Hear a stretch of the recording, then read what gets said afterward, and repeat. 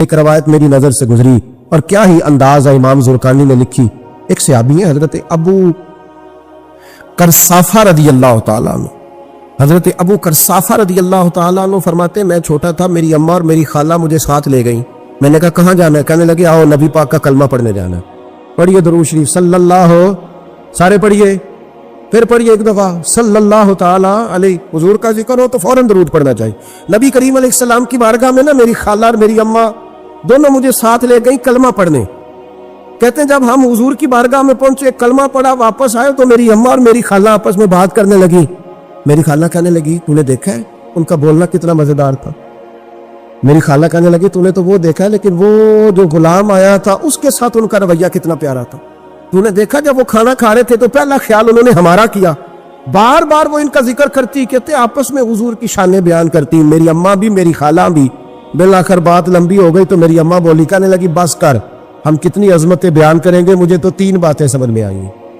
کتنی؟ 3 باتیں مجھے سمجھ میں آئی ہیں. کہا وہ کیا؟ تو کہنے لگی ما رأینا مثلا ھذا الرجل احسن وجھا ولا القى ثوبا ولا البنا کلاما. کہنے لگی مجھے تو 3 باتیں سمجھ میں آئی ہیں کہ نہ اتنا خوبصورت چہرے والا کوئی شخص دیکھا ہے, اور نہ اتنے صاف کپڑوں والا کو دیکھا ہے, اور نہ ہی اتنی میٹھی بولی بولنے والا کوئی دیکھا ہے. تینوں باتوں کی کمال ہے. ظاہری حسن بھی کمال, کپڑوں کی صفائی بھی کمال, اور رسول پاک کا بولنا بھی کمال, لب و لہجے میں مٹھاس بھی خوبصورتی والی. یہ اصل حسن ہے کہ ظاہراً بھی انسان بڑا منزہ ہو, باطناً بھی بڑا صاف ستھرا ہو. میرے رسول پاک علیہ السلام کا طریقہ مبارکہ پتہ کیا تھا؟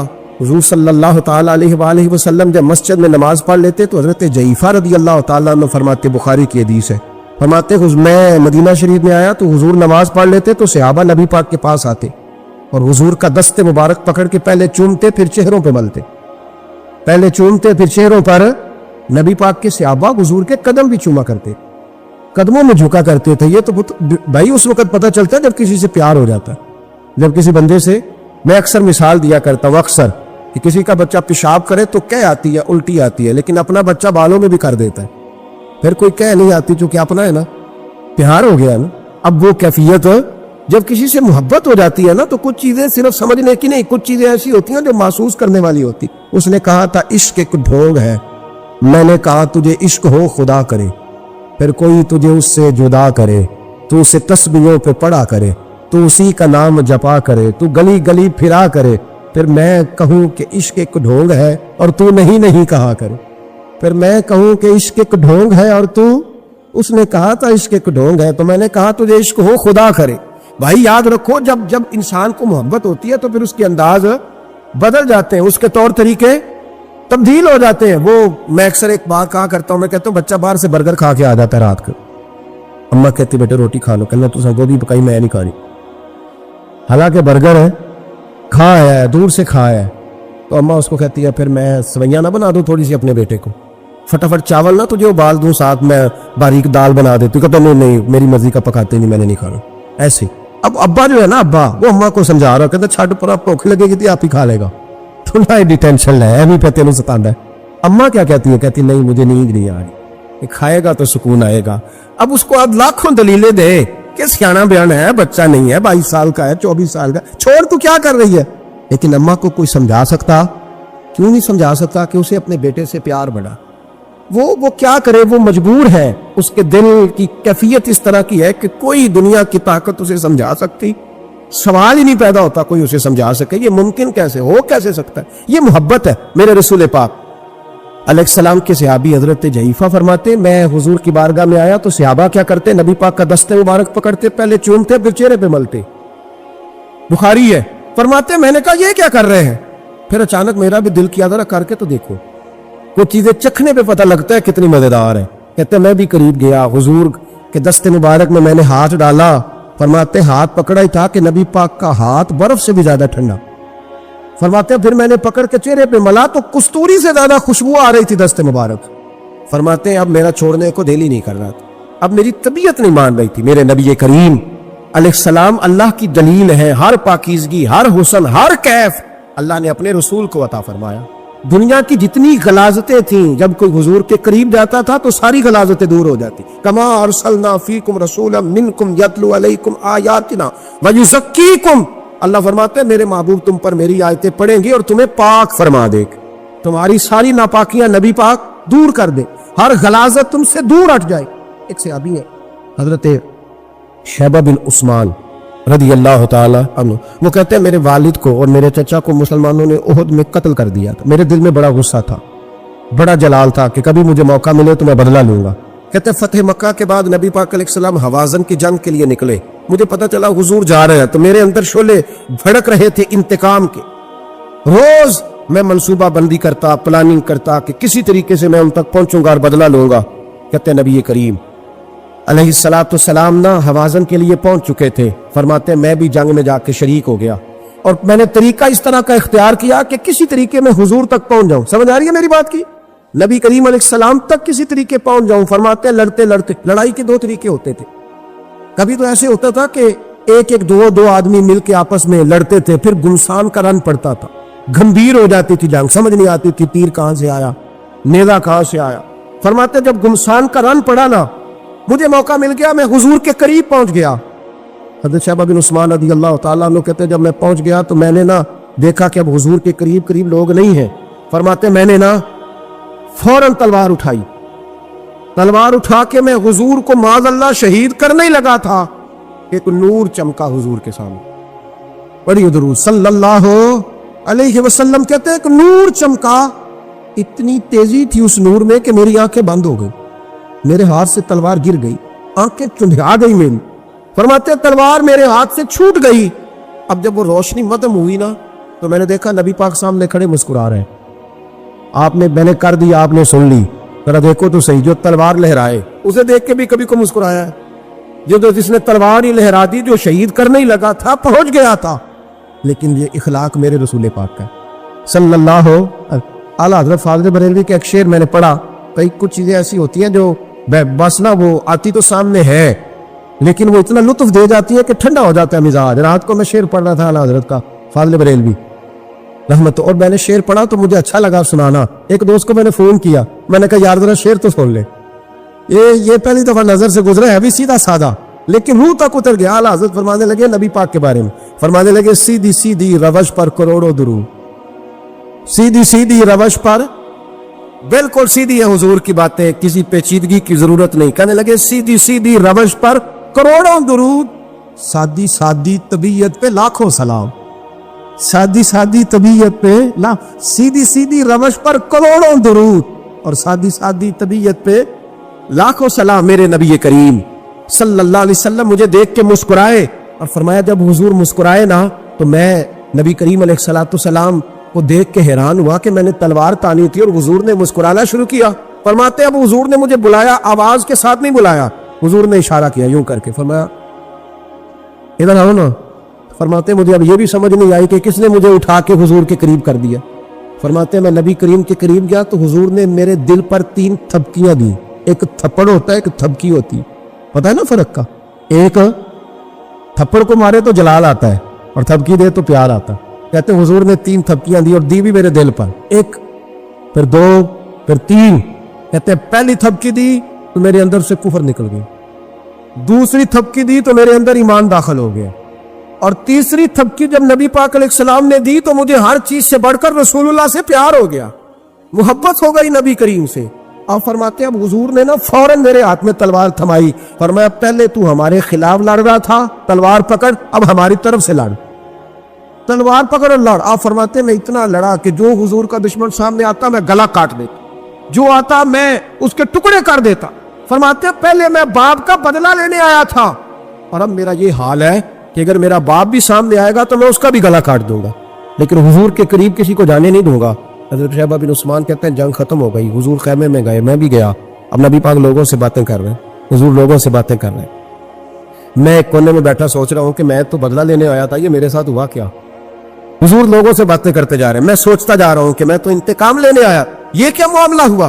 कहते महबूब ने अचानक मेरी तरफ नजर उठाई और फरमाने लगे शैबा एक इरादा तूने किया था जो गलत था, और एक इरादा मेरे रब ने किया है और तेरे ऊपर फजल फरमा दिया है। فرماتے हुजूर ने अब मुझसे फरमाया कोई ख्वाहिश हो तो बताओ, मांग लो कुछ मांगना है तो।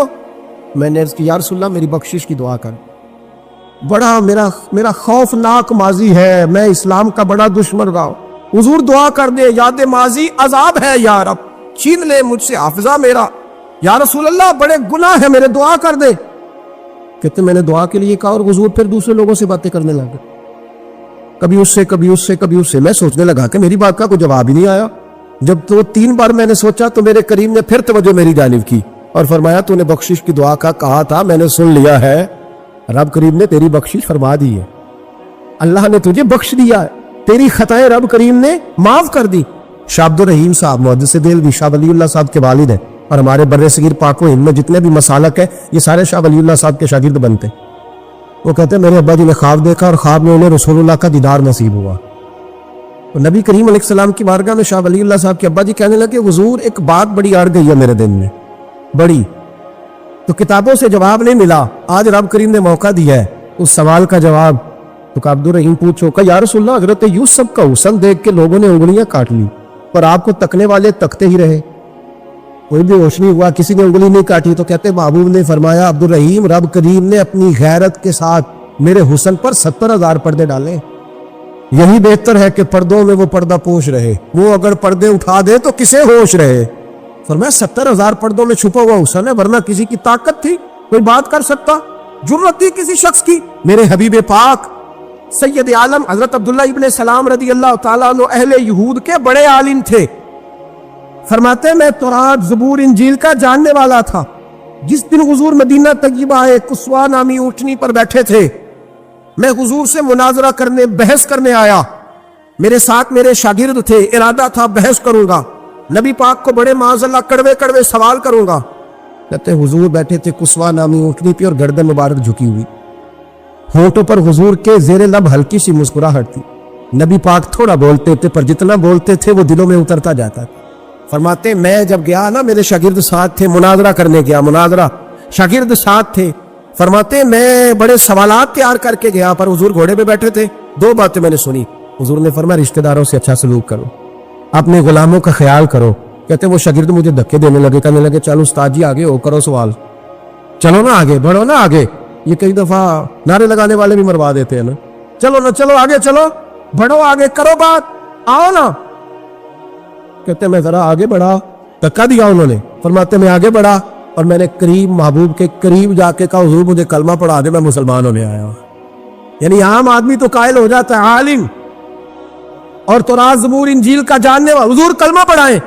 कहते मैं वापस आया ना कलमा पढ़ के तो शागिर्द कहने लगे उस्ताद जी आप तो मुनाजरा करने आए थे, ये क्या हुआ? तो ये लफ्ज है हजरत अब्दुल्ला इब्ने सलाम के। फरमाने लगे तुमने नबी पाक का चेहरा नहीं देखा, उनकी आंखों की रोशनी नहीं देखी, तुमने चेहरे की मासूमियत नहीं देखी, लबो लहजे का वकार नहीं देखा। कितने दिनों के थके मांदे आज वो मदीने पहुंचे पर उनके लबो लहजे में कोई उकताहट, कोई थकावट, कोई लफ्जों में झोल तुमने देखा है? फरमाने लगे जिसका इस तरह का चेहरा होता है वो झूठा नहीं सच्चा हुआ करता है। मेरे नबी पाक अलैहिस्सलातु वस्सलाम के गुलाम हजरत तारिक बिन अब्दुल्ला रदियल्लाहु ताला अन्हु फरमाते कलमा पढ़ने से पहले एक दफा हमारा सारा कबीला तिजारत के लिए निकला था और उस वक्त मंजर ये होता था कि हम अपनी औरतों को भी साथ ले जाते थे। 6-6 महीने सफर करना होता था, ऊंट घोड़े हम बेचा करते थे, औरतें भी साथ रहती, खाते भी पकाते भी। कहते एक सफर से हम वापिस आ रहे थे तो मदीने के बाहर सहरा में हमने पड़ाव किया, अकेले रसूल पाक सल्लल्लाहु, फिर एक दफा पढ़िएगा, एक दफा फिर कहिएगा सल्लल्लाहु ताला अलैहि वसल्लम। कहते नबी पाक तने तन्हा अकेले। हुजूर ना सैर करते करते करते करते हमारे काफले के पास से गुजरे, खैमे लगे थे, पड़ाव किया, महबूब तशरीफ ले आए। कहते हुजूर सैयद आलम सल्लल्लाहु ताला अलैहि वसल्लम तशरीफ लाए।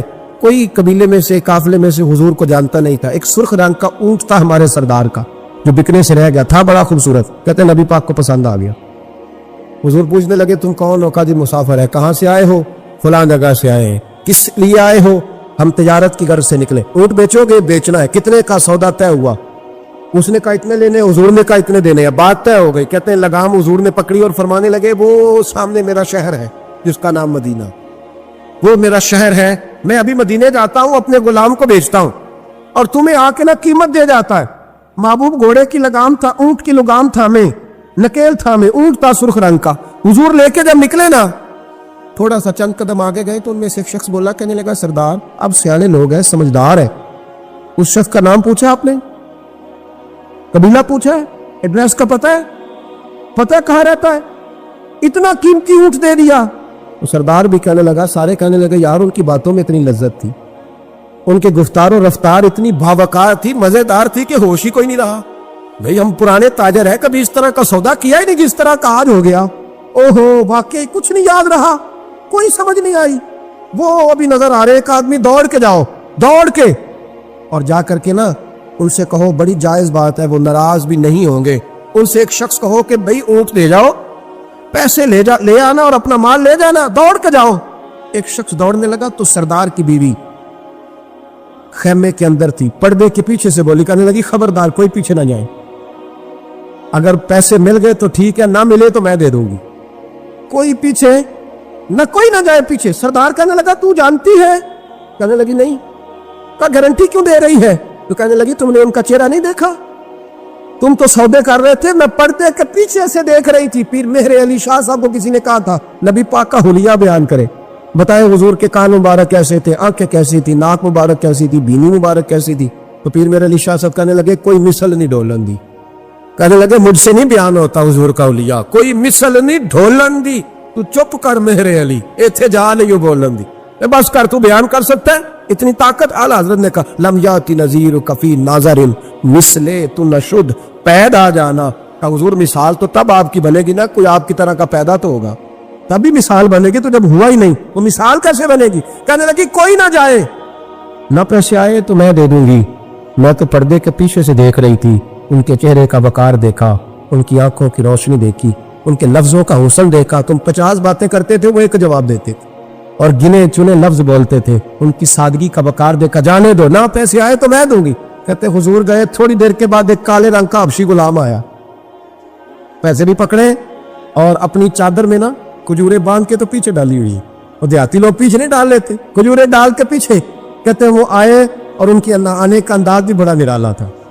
کہتے وہ جھومتے جھومتے اللہ کا ذکر کرتے، اللہ الصمد کرتے پہنچ گئے اور آگے کہنے لگے تم سے میرے نبی نے اونٹ خریدا؟ تم سے؟ کہا ہم سے خریدا ہے. کہنے لگے یہ تمہارے پیسے؟ اور پھر چادر کھول کے صحرا پہ بچھا دی. کہنے لگے یہ تمہارے پیسے اور کھجورے کھاؤ، میرے نبی نے تحفہ بھیجا ہے، کھاؤ حضور نے تحفہ بھیجا ہے. تو وہ سردار کی بیوی اونٹ ہٹا کے کہنے لگی اور کالے رنگ کے حبشی غلام انہیں کھجورے کھلا اور مجھے اس عزت والی ماں کا نام بتا جس کے گھر میں ایسا لال پیدا ہوا. انہیں کھجورے کھلا اور مجھے اس عظمت والے باپ کا نام بتا جس کے گھر میں ایسا پھول کھلا ہے. وہ قبیلہ تو بتا تو صحیح، وہ کون تھے؟ 2 گھڑیاں رکے ہیں پر خوشبو پھیل گئی ہے، رنگ ہی بدل گیا. تار کوئی مثل نہ ڈھولن دی، تو چپ کر مہر علی، ایتھے جا نہیں بولن دی. حضرت طارق بن عبداللہ کہتے ہیں جناب بلال فرمانے لگے وہی تو اللہ کے آخری رسول ہے، وہی تو خاتم المرسلین ہے، وہی تو ہیں جنہیں اللہ نے ساری انسانیت کے لیے نمونہ عمل بنایا.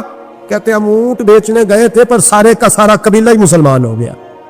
حضرت زید بن حارثہ کہتے ایک جنگ کا موقع تھا، ایک شخص کفر کی طرف سے لڑتا آ رہا تھا، کفر کی طرف سے. فرماتے میں نے جب وہ میرے قریب آیا لڑتے وقت، تو زید بن حارثہ کہتا میں نے تلوار اٹھائی اور میں مارنے لگا تو اس نے کلمہ پڑھنا شروع کر دیا، لا الہ الا اللہ محمد رسول اللہ صلی اللہ علیہ وسلم. تو حضرت زید بن حارثہ کہتے ہیں میں نے کہا اچھا اب موت نظر آئی ہے تو کلمہ یاد آ گیا ہے، تو کافر ہے. تو صرف تلوار سے بچنے کے لیے کلمہ پڑھ رہا. کہتے میں نے ماری تلوار گردن اڑا دی. پھر میں حضور کی بارگاہ میں حاضر ہوا. میں نے کہا یا رسول اللہ آج جہاد کے وقت ایک انوکھا واقعہ ہوا، ایک بندہ کفر کے ساتھ لڑ رہا تھا اور جب میں تلوار مارنے لگا تو وہ کلمہ پڑھ رہا تھا. حضور میں سمجھ گیا کہ تلوار سے بچنے کے لیے کلمہ پڑھ رہا ہے. حضرت زید بن حارثہ کہتے ہیں حضور کی آنکھیں غصے سے سرخ ہو گئی. نبی کریم فرمانے لگے تو نے دل پھاڑ کے دیکھا تھا کہ وہ تلوار سے ڈر کے کلمہ پڑھ رہا ہے؟ جب وہ پڑھ رہا تھا کلمہ تو پھر تو کس طرح کا مجاہد ہے جس نے کلمہ پڑھنے والے کی گردن اڑا دی؟ وہ پڑھ رہا تھا کلمہ تو تجھے قبول کرنا چاہیے. میرے بھائی یہ بڑا محتاط معاملہ ہے، لیکن مسئلہ یہ ہے کہ یہ کچھ دنوں تک یہ باتیں رہتی ہیں، پھر آہستہ آہستہ میری آنکھوں سے بھی رخصت ہو جائے، آپ کی نظروں سے بھی رخصت ہو جائے گی. لیکن وہ 2 بیٹیاں ساری زندگی نہیں بھلا سکتی، ان کے لیے تھوڑا سا مشکل ہے. ان پر جو طوفان تیزی سے گزرا ہے نا، گزرا تو چند منٹوں میں ہے لیکن صدیوں تک اس کی گونج رہے گی، صدیوں تک. اللہ تبارک و تعالیٰ کوئی فضل کر دے.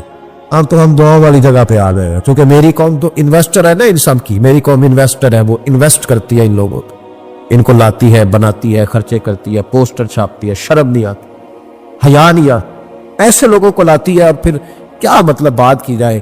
اور میں نے اس وقت بھی کہا تھا اور پھر کہتا ہوں اور ببانگے دوہل کہتا ہوں کہ نمبر پلیٹیں بدلنے سے گاڑیاں ٹھیک نہیں ہوتی، نمبر پلیٹیں بدلنے سے گاڑیاں ٹھیک نہیں ہوتی، گاڑی کا انجن بدلنے سے پھر ہی اس کا دھواں ختم ہوتا، نمبر پلیٹ بدل کے چہرے وہی، باتیں وہی، کام وہی، یہ کس طرح صحیح ہو سکتا ہے؟ یہ تو نظام اس وقت ٹھیک ہو جائے جب اندر سے بولیے انجن بدلے جائے، تب یہ معاملات صحیح ہوں گے۔ بس دعا کرو جمعے والے دن اللہ اپنی خاص رحمت فرمائے۔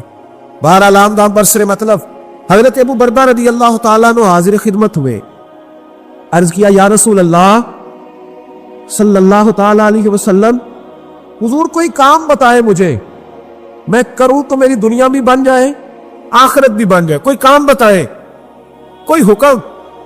آپ فرماتے میری جیب میں پیسے بھی تھے، حضور کہتے تو میں کنواں بھی کھدوا دیتا، سرکار فرماتے تو میں کسی مسجد کی جگہ میں بھی وسعت بھی کر دیتا، کوئی حکم بتائے تو کہتے حضور نے عجیب حکم بتایا، فرمایا ایذل اذا عن طریق المسلمین، فرمایا ابو بردہ اگر تو نے نفع والا کام کرنا ہے نا جس سے تیری دنیا بھی بنے اور آخرت بھی بنے، تو فرمایا جب تو رستے میں چل رہا ہو نا تو جو چیزیں کسی کو تکلیف دینے والی ہو وہ رستے سے اٹھاتا جایا کر، وہ چیزیں رستے سے، مشکل کام ہے، خاصا مشکل ہے نا جی، رستے سے چیزیں اٹھاتے جایا کر، یہ وہ کام ہے جس سے تیری دنیا بھی بنے گی اور تیری آخرت بھی بنے، تجھے نفع ملے گا، تکلیف دینے والی چیزیں رستے سے اٹھا۔ حضرت خواجہ نظام الدین محبوب الہی رحمۃ اللہ علیہ کا ایک مرید آیا، کہنے لگا حضور لوگ بڑا تنگ کرتے، اب میں بھی تنگ ہی کروں گا، ہمارا دعویٰ ہے نا کہ میں اچھے کے ساتھ اچھا ہوں اور برے کے ساتھ، یہ کوئی کمال کی بات ہے، برے کے ساتھ تو سارے برے ہوتے، اچھے کے ساتھ تو سارے ہی، کمال تو یہ ہے کہ میں اچھے کے ساتھ بھی اچھا ہوں اور برے کے ساتھ بھی اچھا ہوں، یہ کمال ہے، یہ کہے گا کمال ہے کہ جس طرح کا وہ اس طرح کا، یہ کوئی کمال نہیں۔ میرے بھائی حضرت جناب خواجہ صاحب رحمۃ اللہ علیہ سے حضرت محبوب الہی سے وہ مرید کہنے لگا حضور آپ ہمیشہ درگزر کی باتیں سناتے ہیں، لوگ تنگ کرتے، اب میں نے فیصلہ کر لیا ہے کہ جو میرے رستے میں کانٹے بچھائے گا میں بھی اس کے رستے میں کانٹے بچھاؤں گا۔ تو آپ فرمانے لگے بیٹا نہیں، کوئی کانٹے بچھائے تو کانٹے اٹھا لیا کر۔ اس نے کہا حضور نہیں میں نے بھی کانٹے بچھانے ہیں۔ تو آپ فرمانے لگے آدھی سڑک پہ تو نے بچھا دیے، آدھی پہ اس نے بچھا دیے، تو جتنے لوگ گزرے گے سب کے پیر زخمی ہو جائیں گے، پھر تو سارا روڈ کانٹوں سے بھر جائے گا۔ کوئی اٹھانے والا بھی تو ہونا چاہیے نا، کوئی کانٹے چلنے والا بھی ہونا چاہیے، کوئی ایسا شخص موجود ہو جو رستوں کے کانٹے اٹھائے۔ میرے بھائی راہ کے ہم پر حقوق ہے، رستے کے ہم پر، نبی پاک صلی اللہ علیہ وسلم نے رستے میں بیٹھنے میں منع کیا، لیکن فرمایا اگر بیٹھنا ہے تو تمہیں 5 کام کرنے پڑیں گے۔ گرمیوں میں جس کا دل کرتا ہے نا کہ کھلی ہوا میں بیٹھوں، بیٹھ لے پر 5 کام کرے، یہ بخاری ہے۔ جس کا دل کرتا ہے نا سردیوں میں گلی میں بیٹھوں دھوپ لوں، تو پھر وہ کتنے کام کرے گا؟ بولیے یا رسول اللہ صلی اللہ تعالیٰ علیہ وسلم کیا کیا کرے تو رستے میں بیٹھنے کی اجازت ہے؟ تو نبی پاک صلی اللہ علیہ وسلم نے فرمایا رستے کا حق ادا کرو، 5 کام کرو۔ یا رسول اللہ کون کون سے؟ فرمایا اگر رستے میں بیٹھنا ہے تو نظریں نیچی کر کے بیٹھو، اس کو بھی اس کو بھی، آنے والے کو بھی اور جانے والوں کو بھی دیکھنے کی تمہیں اجازت۔ رستے میں بیٹھنا ہے تو پھر نظریں نیچی کر کے بیٹھو۔ رسول کریم علیہ السلام نے فرمایا رستے میں بیٹھنا ہے تو دوسری شرط ہے، یہ شرطیں 5 لگائی نبی پاک نے، یہ بخاری ہے۔ فرمایا رستے میں بیٹھنا ہے تو دوسری شرط تمہارے لیے یہ ہے کہ جتنی چیزیں تکلیف دینے والی رستے میں پڑی ہوگی وہ بیٹھنے والے نے اٹھانی ہے۔ اس نے ایک نیا وہاں بیٹھ کے اذیت والا کام نہیں کرنا، بلکہ اس کی ذمہ داری ہے چونکہ رستے میں وہ بیٹھا ہے، تکلیف دہ چیزیں اٹھائے گا۔ اور تیسری شرط نبی کریم علیہ السلام نے فرمایا تم پر ضروری ہے کہ تم نے سلام لینے والے کا جواب جلدی دینا ہے۔ رستے میں بیٹھنا ہے تو سلام لینے والے کا جواب جلدی دینا ہے۔ اور چوتھی شرط یہ ہے کہ تم نے رستے میں بیٹھے بیٹھے نیکی کا حکم دینا ہے اور برائی سے منع کرنا ہے۔ یہ 5 کام کرنے ہیں، پھر تمہیں رستے میں بیٹھنے کی اجازت ہے، یہ رستے کا حق ہے، اس کو ادا کرو تو رستوں میں بیٹھو۔ لیکن اگر صرف غیبتیں کرنے بیٹھنا ہے، اگر معاذ اللہ صرف لوگوں کو دیکھ، اور اپنے بزرگوں کو یہ کام کرتے دیکھا، ہمارے حاجی ابو داؤد محمد صادق صاحب رحمۃ اللہ علیہ نا گلی سے گزر رہے تھے، سنگی ان کے ساتھ تھے، تو کہتے ہیں کہ ایک بی بی بغیر پردے کے جا رہے تھے، نیکی کا حکم کرنا اور برائی سے، بچی کو بغیر پردے کے جا رہی تو ایسا فرمان لگے پتر پردہ کر۔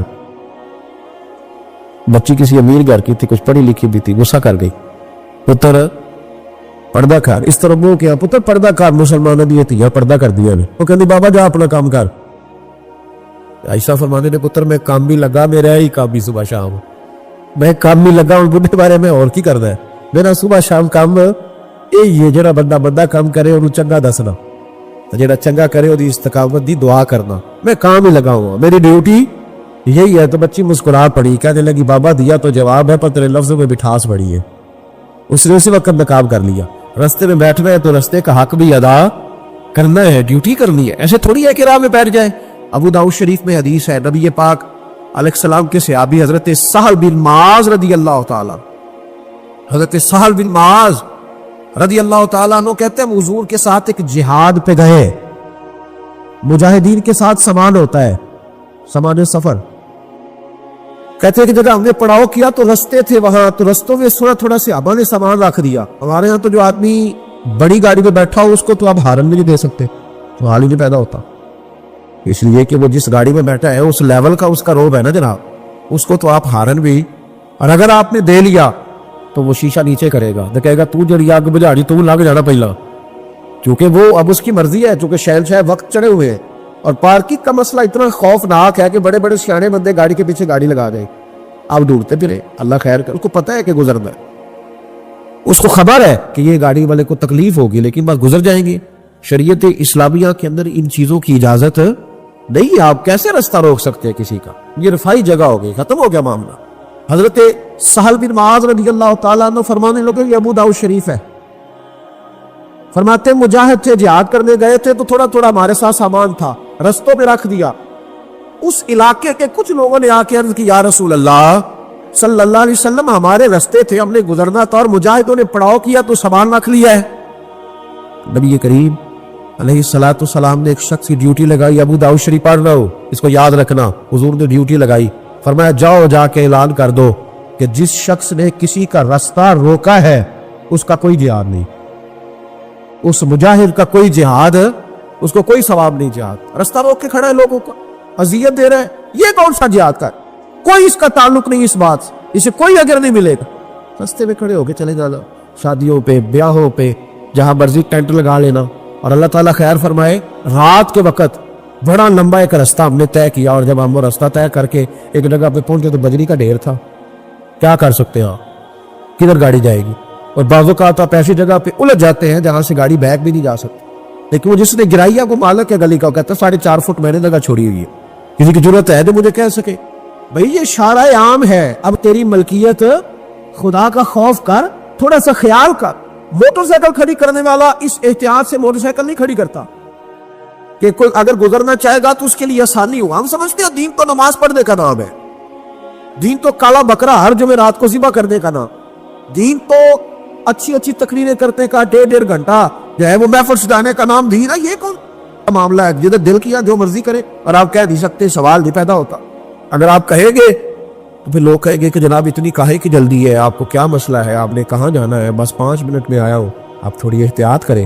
میرے رسول کریم علیہ الصلوۃ والسلام نے بہت بڑی بات ارشاد فرمائی. نبی کریم صلی اللہ علیہ وسلم کے آنے سے قبل جو امتیں تھیں نماز پڑھنے کے لیے مخصوص جگہ تھی. عبادت گاہوں میں لوگ نماز پڑھتے ہر جگہ نماز پڑھنے کی اجازت نہ تھی. جب حضور تشریف لائے نبی رحمت صلی اللہ علیہ وسلم آئے تو حضور نے فرمایا لو بھی میرے قدموں کی برکت سے رب نے ساری زمین کو مسجد بنا دیا ہے اب تو جہاں نماز کا وقت آئے مصلی بچھا کے پڑھ لینا نماز ہو جائے گی.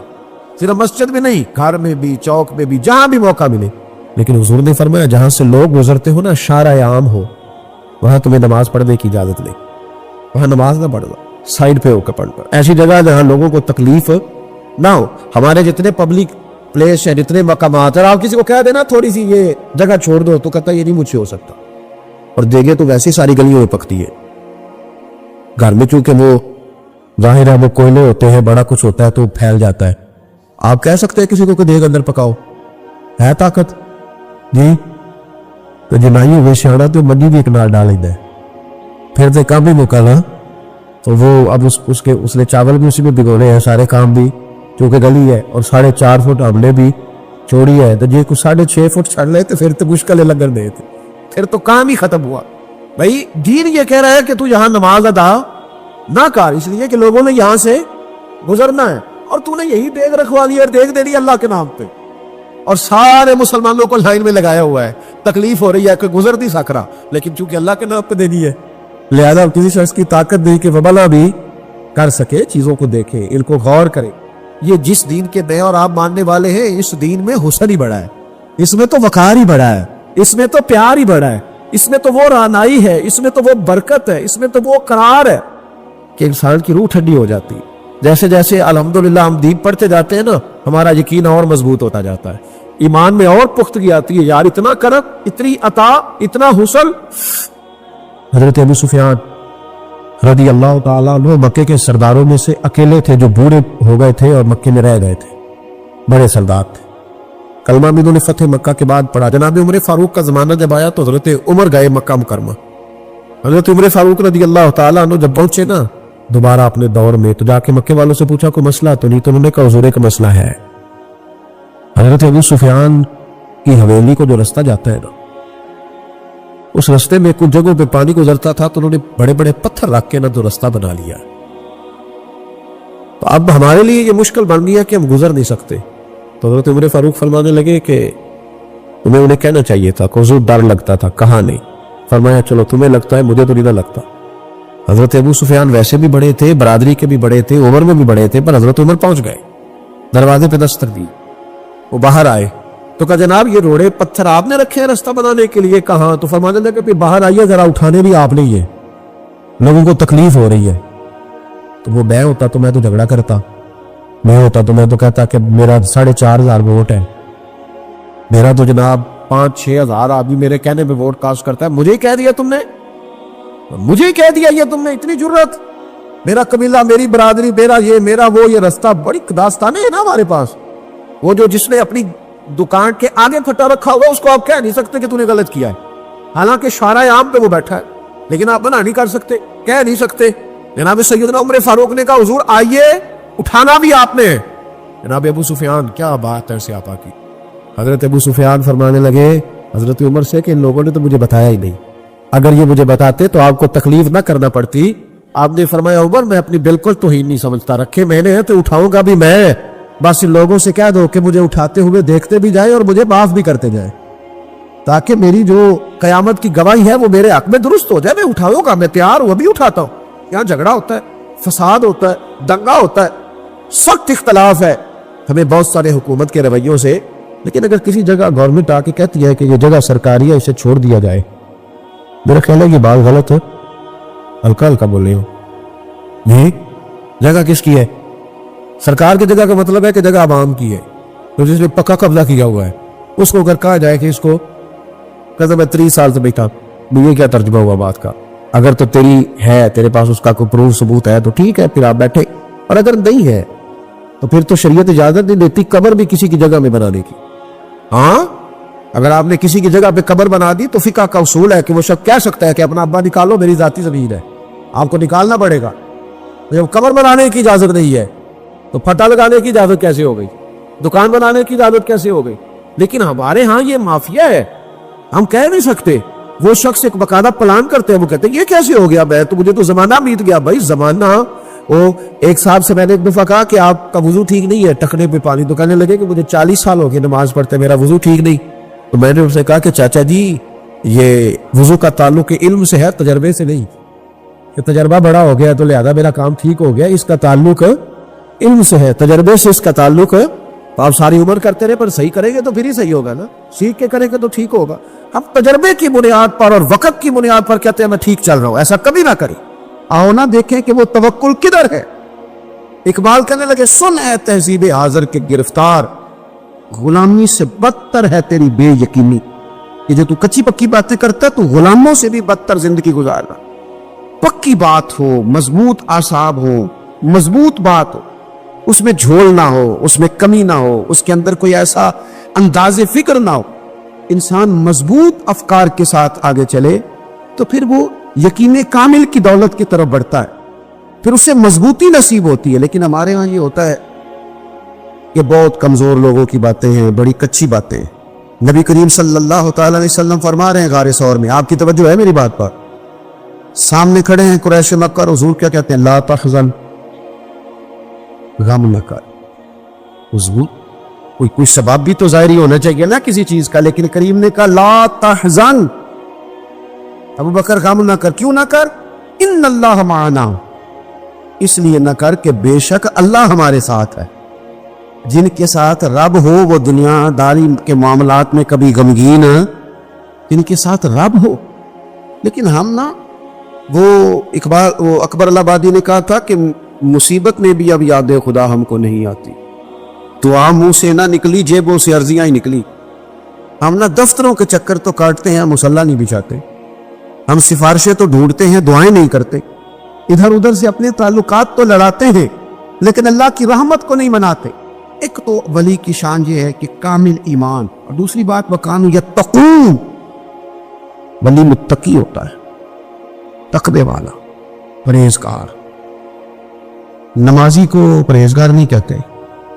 नमाज पढ़ने वाला नमाजी है, हज करने वाला हाजी है, कुरान शरीफ पढ़ने वाला कारी है, याद कर लेने वाला हाफिज है। गुनाह से बचने वाले को परहेजगार कहते हैं। मुत्तकी कहते हैं जो गुनाह से परहेज करे। और मैं आपको सही बताता हूं, तजर्बा कर लेना, दवाई खाना आसान है, परहेज करना। इसी तरह नमाज पढ़ना बाज़ों का आसान है, लेकिन परहेज करना, नमाजी बन के दिखाना मुश्किल है। परहेजगार, मुत्तकी कहते हैं परहेजगार को। मैं एक दफा अपनी अम्मा जी को लेकर डॉक्टर के पास गया हुआ था, तो एक अम्मा जी आई हुई थी बूढ़ी, वो हमसे पहले उनका नंबर था, तो खांस रही थी बड़ा। तो डॉक्टर कहने लगा, अम्मा जी जे तुसी चौल छड़ देंदे हो तो फिर मैं दवाई भी तुहाडी घटा देना, जे तुसी चौल नहीं छड़दे तो फिर मैं दवाई लिख देना। तो अम्मा जी थोड़ी देर चुप रही, तो बाद कहने लगे, पुत्र तो दवाई लेके ही दे। यानी परहेज मुश्किल काम है, लोग दवाई खा लेंगे और सालों खा लेंगे, लेकिन परहेजगारी, मुत्तकी परहेजगार वो बंदा होता है जो बोलने में भी मोहतात हो, खाने में भी मोहतात हो, बेलगाम ना हो, सोच के बोले, हलाल खाए, तैयब बात करे, वो किसी के साथ गुफ्तगू करने में डरे कि इसके बेलाजारी ना हो जाए, वो मोहतात हो। मोहतात, हमारे यहाँ लोगों को बातें करने का बड़ा शौक है, वो इतनी बातें कर जाते हैं पता ही नहीं होता किस किस को तकलीफ दे जाते।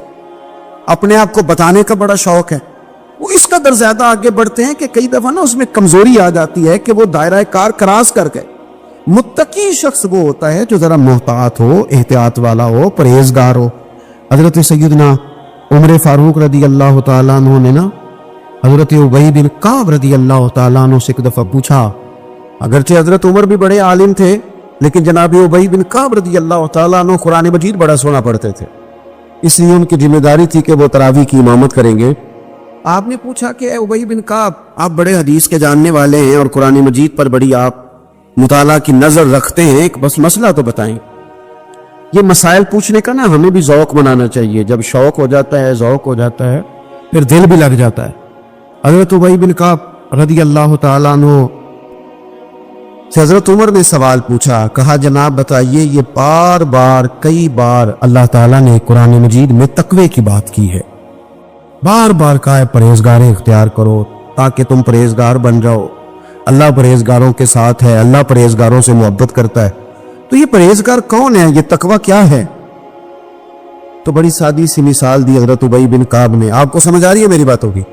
थक तो नहीं गए आप लोग? हर बात में तो ऐसे ऐसे ना करें, सोच के करें। हजरत उबई बिन काब रदी अल्लाह तआला अन्हु से पूछा कि बताइए मुत्तकी कौन? ये आपने तारीफ याद रखनी है तकवे की, अगरचे बहुत सारी तारीफात मौजूद हैं, लेकिन हजरत उबई बिन काब कहने लगे, ए उमर, अगर आप तंग रास्ते से गुजर रहे हो, दोनों तरफ झाड़ियां हो, कांटेदार झाड़ियां, रास्ता तंग हो, और आपने खुला लिबास पहना हो, तो आप कैसे गुजरेंगे?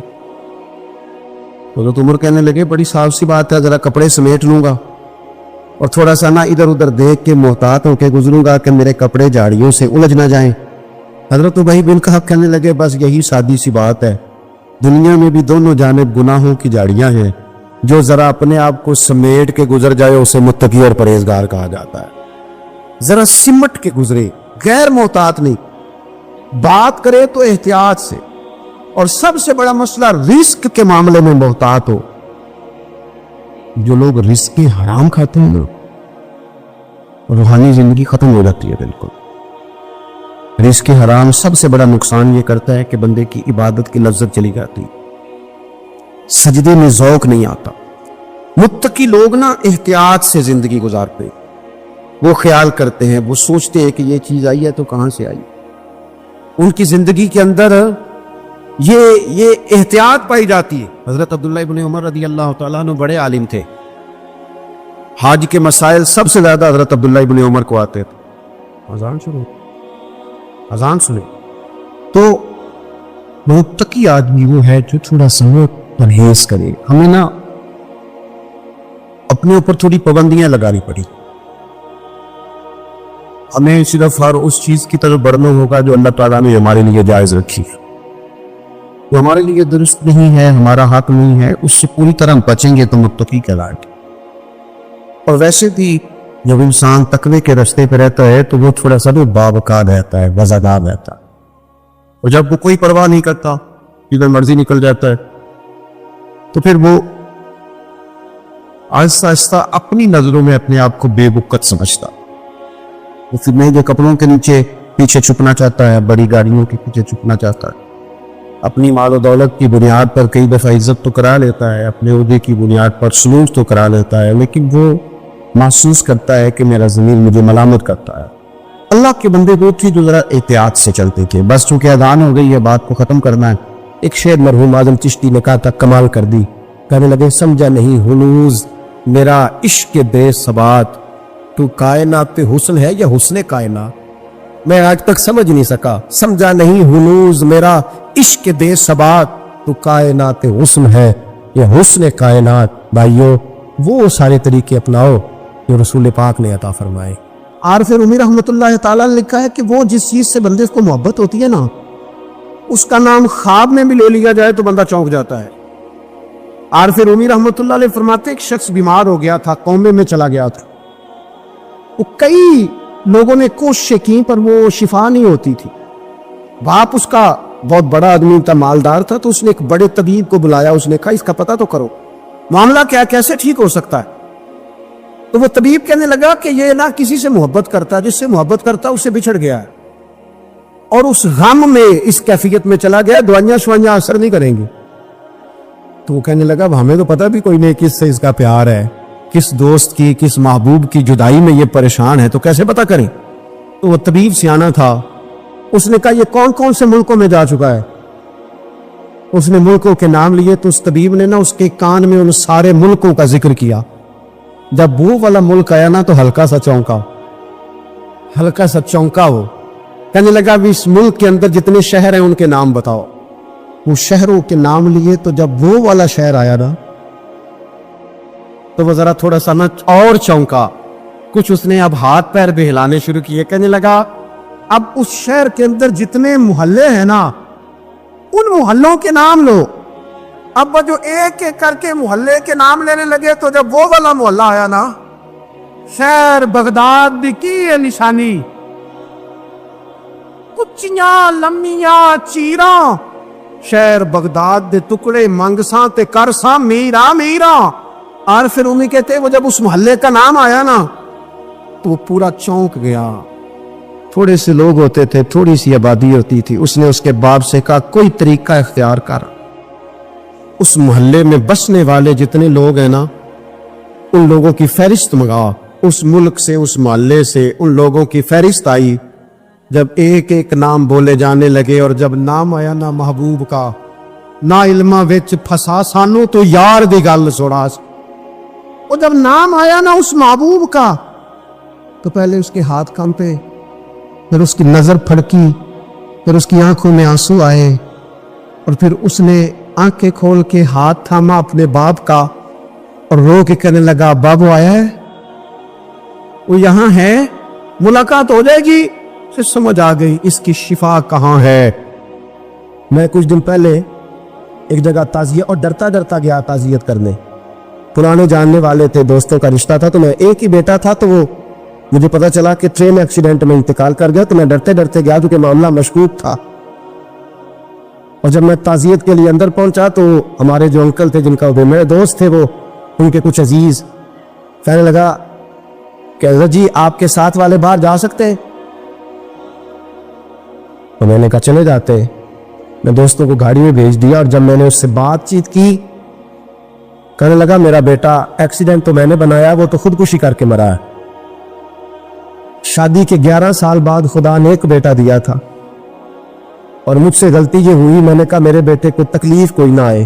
اس کے منہ سے جو نکلا میں نے اسے دیا, جو اس نے مانگا میں نے دیا.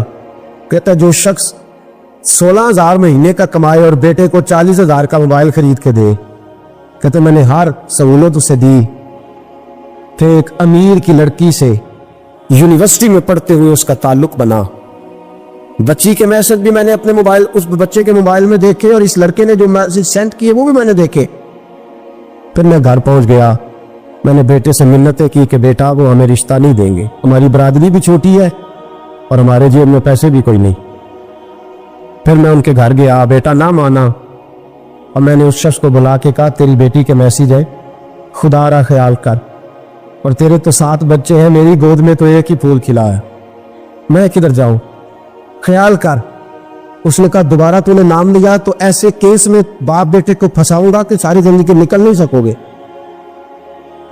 نے کہا میں نے بیٹے سے کہا کہ بیٹا میں نے پگڑی تک رکھی ہے پر مجھے رشتہ نہیں ملا, تو باز آ جا. کہنے لگا 3 راتیں میرا بیٹا سویا نہیں, اور مجھے کہنے لگا حضرت جی وہ 4تھی رات سویا ہے تو دوبارہ اٹھا نہیں, وہ دوبارہ اٹھا نہیں. مجھے کہنے لگا مجھے اجازت دو کہ میں اس بیٹی کو بھی قتل کر دوں اور اس کا باپ بھی قتل کر دوں, میرا تو گھر اجڑ گیا نا. وہ کہنے لگا میں کبھی کبھی دوستوں کے پاس جا کے رات گزار لیتا ہوں اور میں اپنے دل کو سکون لے لیتا ہوں, لیکن اس کی ماں اس کے جوتے سینے سے لگائے پھرتی ہے, اس کی اماں اس کے پرانے کپڑے لے کے سینے سے لگائے پھرتی ہے. کہنے لگا حضرت جی کوئی کوشش کرو, کوئی دعا کرو کہ اللہ مہربانیاں کرے. میں کہہ تو نہیں سکا ان سے, لیکن میرے دل میں خیال آیا کہ کس نے کہا تھا کہ بچہ یونیورسٹی میں کو ایجوکیشن میں داخل کراؤ, کس نے کہا تھا کہ اس کے ہاتھ میں آگ کا انگارہ دو. میرے دوست آپ تیز آگ جلا کے اس کے قریب مکھن رکھو, اور پھر مکھن سے کہو کہ ڈلنا نہ, پھر مکھن سے کہو کہ پگھلنا نہ. بھئی تیز آگ قریب جلا دی اور تو کہتا ہے پگھلنا, یہ کیسا ممکن ہے؟ ہو سکتا ہے؟ بولیے نا, ہو سکتا ہے؟ حضرت سیدنا ابو بکر صدیق فرماتے ہیں میں حضور کے سامنے بیٹھا, ایک شخص آیا, اس نے آ کر کے کہا یا رسول اللہ صلی اللہ تعالی علیہ وآلہ وسلم یہ میرے ہاتھ کے اندر خنجر ہے, میں قتل کر کے آیا ہوں. قاتل کھڑا ہوا, ایک طرف قرآن مجید کا حکم ہے کہ جس نے ایک آدمی کو قتل کیا پوری انسانیت کو قتل کیا. حضور یہ خنجر ہے, قتل کر کے آیا ہوں. میرے مصطفیٰ نے فرمایا کس کو قتل کیا؟ عرض کی حضور سگی بہن کو مارا ہے. سگی بہن تھی, میں نے قتل کر دی. میرے نبی پاک صلی اللہ علیہ وسلم نے فرمایا کیوں مارا؟ پیار نہیں تھا. محبوبہ بہن سے کس کو پیار نہیں ہوتا, بڑا پیار تھا, اور مارا کیوں؟ تو صحابی رونے لگے, کہنے لگے محبوبہ میں بڑا پیار کرتا تھا, پر وہ کافرہ تھی, مشرکہ تھی, بڑا پیار کرتا تھا. جب بھی اس کے پاس جاتا وہ آپ کے بارے میں بات چھیڑ دیتی. میں اس کو کہتا سارا کچھ کر لے, میرے نبی کے بارے میں بات نہ کرنا. میں ہر شے سہ لیتا, پر مصطفیٰ کریم کی ذات کے بارے میں کوئی بات برداشت کرنے کی طاقت نہیں رکھتا. یہ والا جملہ نہ کہنا. میں اس کو روکتا, منع کرتا, وہ باز نہ آتی. کہتے ہیں آج اس نے اتنی سخت بات کی کہ میں اس کا گلا کاٹ آیا ہوں, قتل کر دیا ہے. حضور میرے لیے حکم کیا ہے؟ تو نبی پاک نے فرمایا جا تیرے اوپر کوئی سزا نہیں, تو نے جو کیا ہے اچھا ہی کیا ہے, نہیں اچھا کر ڈالا ہے جو تو نے کیا ہے. ایک صحابی نابینا تھے, آنکھوں سے نظر نہیں آتا تھا, رشتہ کوئی نہیں دیتا تھا, معذور آدمی تھے, نکاح ہوا, شادی ہوئی, 2 بیٹے دیے اللہ, گھر بس گیا, بیوی کپڑے دھو کے دیتی, خدمت کرتی, روٹی پکا کے دیتی, بچے بڑے حسین تھے. اور وہ صحابی خود فرماتے, نابینا صحابی کہتے موتیوں کی طرح کے میرے بچے, جو بھی آتا آ کے کہتا تیرے موتیوں کی طرح کے لال ہیں. لیکن آپ فرماتے ہیں ایک صبح اعلان ہو گیا, مدینے میں شور ہو گیا کہ اس نابینا صحابی کی بیوی قتل ہو گئی, کسی نے خنجر کے دبایا, مر گئی ہے. کہتے ہیں اس کے لواحقین اکٹھے ہوئے, در رسالت مآب پہ آئے, آگے کہنے لگے حضور ہمارا قاتل ڈھونڈ کے دیں, ہماری بیٹی کو کس نے مارا؟ میرے رسول پاک نے مجمع پہ نظر ڈالی, فرمایا بھائی مجھے کہنے کی ضرورت نہ پڑے, اگر قاتل موجود ہے تو خود اٹھ جائے. خود اٹھے. وہ نبینا صحابی بیچ میں سے اٹھ کے کھڑے ہو گئے, کہنے لگے سونے قاتل کوئی باہر نہیں, میں خود قاتل ہوں, میں نے مارا ہے, میں قاتل ہوں, میں نے مارا ہے. मुस्तफ़ा करीम सैयद आलम सल्लल्लाहु अलैहि वसल्लम ने फरमाया, तुझे तो उसकी बड़ी जरूरत थी, बड़ी हाजत थी, तेरी बीवी थी, तेरा घर संभालती थी, तेरे बच्चे थे। सहाबी अर्ज करने लगे, हुजूर सारा कुछ ठीक था पर वो आपकी बेअदब थी। हुजूर उसके आने से मेरा घर बस गया, रोटी पकने लगी, कपड़े मिलने लगे, औलाद होने लगी, मैं दुनिया पे आ गया। लेकिन महबूबा मैंने वो सुख क्या करने हैं जो तेरी बेअदबी पर तामीर किए जाएं। या रसूल अल्लाह, मुझे क्या हाजत उस चीज की जिसमें आपका प्यार ही ना हो। या रसूल अल्लाह, आपकी मोहब्बत ही ना। हुजूर मैंने कत्ल कर डाला है, मुझे बीवी नहीं चाहिए, मुझे वो वाली चाहिए जिसकी जुबान पर रसूलुल्लाह के नाम के तराने हो, जो हुजूर की महफिल करने वाली हो, नात पढ़ने वाली हो, जो नबी पाक अलैहिस्सलाम की अजवाज का, औलाद का, बेटियों का जिक्र करने वाली। मुझे वो बीबी नहीं चाहिए जो बीबी बेअदबी करे। मेरे नबी पाक सल्लल्लाहु अलैहि वसल्लम ने महल्लेदारों से पूछा, फरमाया बात इसकी ठीक है? कहा हुजूर वाकई बेअदब थी। नबी पाक ने फरमाया उठो फिर चले जाओ, इसने इंसान नहीं मारा, इसने गुस्ताखे रसूल को मारा है, इसने एक गुस्ताखे रसूल को मारा है। भाई याद रखें, नबी पाक का प्यार ईमान का हिस्सा है, इसमें कोई कंप्रोमाइज नहीं। हम इकबाल कहते हैं मैंने सारा दीन पढ़ा है, सारा कुरान पढ़ा है, मैंने बन्नज़रे गायत जब सारी चीजों को देख लिया तो इकबाल कहने लगे मैं इस नतीजे पे पहुंचा हूं कि मगज़ कुरान रूह ईमान जाने दी। भाई इकबाल, मैं किसी आलिम की बात करता तो लोगों ने शायद रवैया और इख्तियार करना था, वो लोग जिस पर अक्सर मकातिब फिक्र एतबार करते हैं। इकबाल कहने लगे मगज़ कुरान रूह ईमान जाने दी। लफ्जों पे गौर करें, मगज़ यानी सारे कुरान का मगज़, रूह ईमान यानी ईमान की रूह, और जाने दी यानी सारे दीन की। आप देखिए तरतीब, मगज़ कुरान रूह ईमान जाने दी। इकबाल जल्दी बताओ वो क्या है? तो इकबाल कहने लगे हस्त हुब्बे रहमतल लिल आलमीन, हस्त हुब्बे रहमतल लिल मगज़ कुरान रूह ईमान और जाने दी। हस्त हुब्बे कहने लगा मैं तो समझा हूं कि कुरान का मगज़ ईमान की रूह और दीन की जान अगर है तो नबी पाक की मोहब्बत का नाम है, रसूलुल्लाह की मोहब्बत का नाम है, नबी पाक की मोहब्बत का नाम।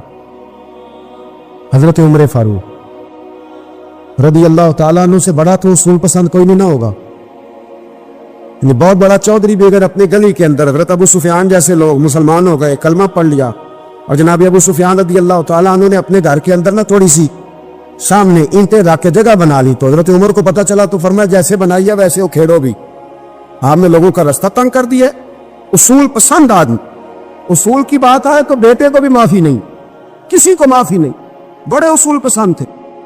इतनी लोगों ने कहा उमर तू बड़ा उसूल पसंद है, पर ये मस्जिद नबी की गली में जो नबी पाक के चचा हजरत अब्बास का परनाला लगा हुआ है और वो सब लोगों के कपड़े कीचड़ से भर देता है, वो परनाला नहीं नजर आता? गली में लगा है।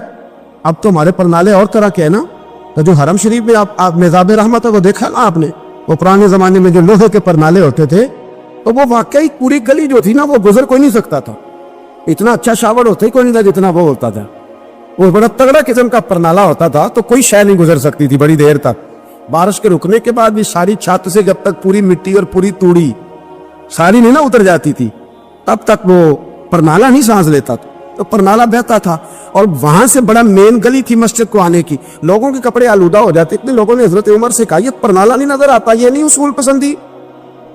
तो जनाब उमर फारूक रदी अल्लाह ताला अन्हु फरमाने लगे उतार देते हैं परनाला, ये भी उसूल पसंदी है, उतारते। हजरत उमर फारूक न गए, और शारहीन ने लिखा है कि ऊंट के ऊपर बैठकर आपने यूं पकड़ के ना परनाला खींचा, और जनाब अब्बास के घर वालों से फरमाने लगे 4 कोने होते हैं घर के, छत के 4 कोने हैं, किसी और में लगा लो परनाला, को जरूरी है कि नमाजियों वाली गली पे लगाया जाए? ये कह के याद है किसी की जरूरत थी बात करे। हजरत अब्बास आए तो लोगों ने आके कहा कि उमर ने परनाला उखेड़ दिया और फरमाया कि 4 कोने कहीं और लगा लो। तो हजरत अब्बास मुस्कुराए। लोगों ने कहा मुस्कुराते क्यों हो? फरमाने लगे कोई मसला नहीं, उमर खुद आके लगा के जाएगा।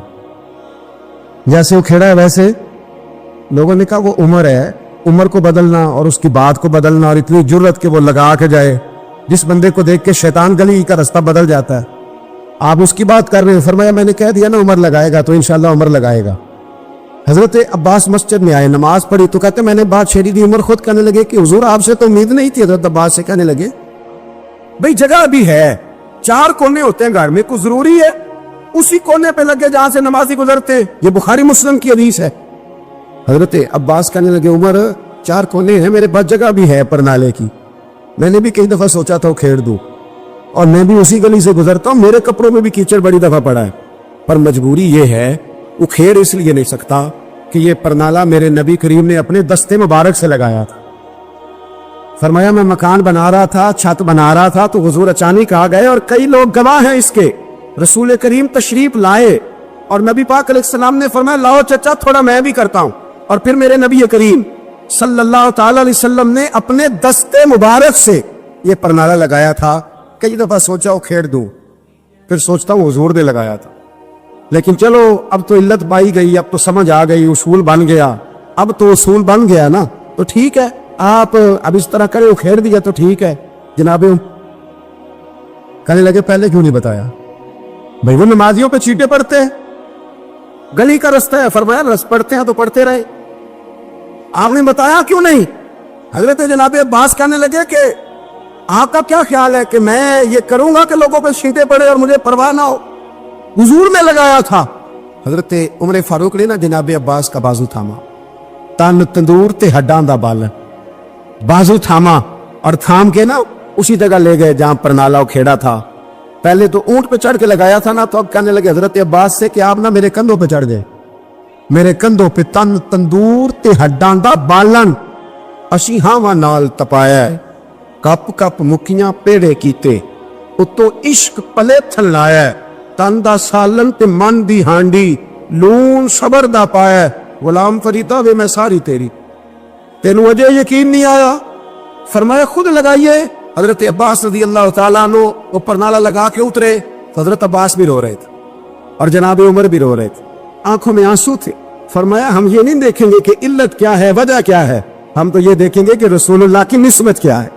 नबी करीम अलैहिस्सलाम के दस्ते मुबारक लग गए, सारी वजूहात खत्म हो गई।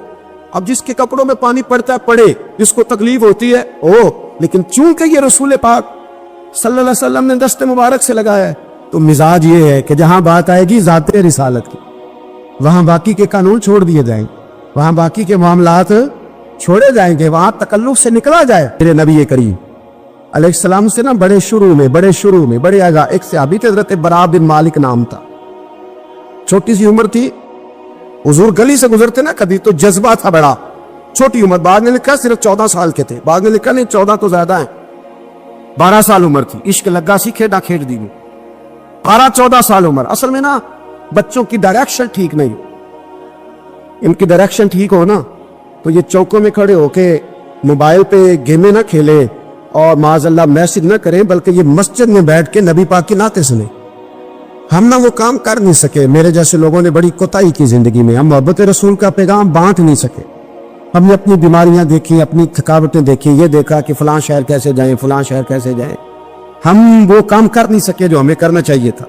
जिम्मा था, बाप की जिम्मे है, नबी पाक ने फरमाया माँ बाप की ड्यूटी है अपनी औलाद को मेरी मोहब्बत सिखाएं, पर हम वो रंग दे नहीं सके, हम वो मिजाज दे नहीं सके, हमने वो कोताही की। हम नबी पाक का हुस्न, हुजूर की सीरत, अखलाक आलिया, किरदार, गुफ्तार, रफ्तार, अंदाज, तरबियत, वो सारी बातें कौम को बयान नहीं कर सकी, इसलिए लोग वहां पहुंचे नहीं, वरना मगज़ कुरान रूह ईमान जाने दी हस्त हुब्बे रहमतन लिल आलमीन, हम वहां तक ले जा नहीं सके। हजरत बरा बिन मालिक ना 12 साल की उम्र है, 12 साल, नबी पाक गली से गुजर रहे थे तो दौड़ के आ गए, आके ना हुजूर से चिमट गए, अर्ज करने लगे हुजूर कोई हुक्म बताएं, मेरा दिल करता है आपकी बात मानूं, कोई हुक्म हुजूर। मजमा उस ज़वाइद में हदीस, इस एक हदीस के लिए ना मैं को 5000 रुपए की पूरी किताब, पूरी 10 जिल्दें खरीद के लाया था, एक हदीस के लिए। प्यारी बड़ी है, शानदार बड़ी है, और मेरा दिल किया, मैंने कहा जिस किताब में है ना सारी किताब ही मंगा लो।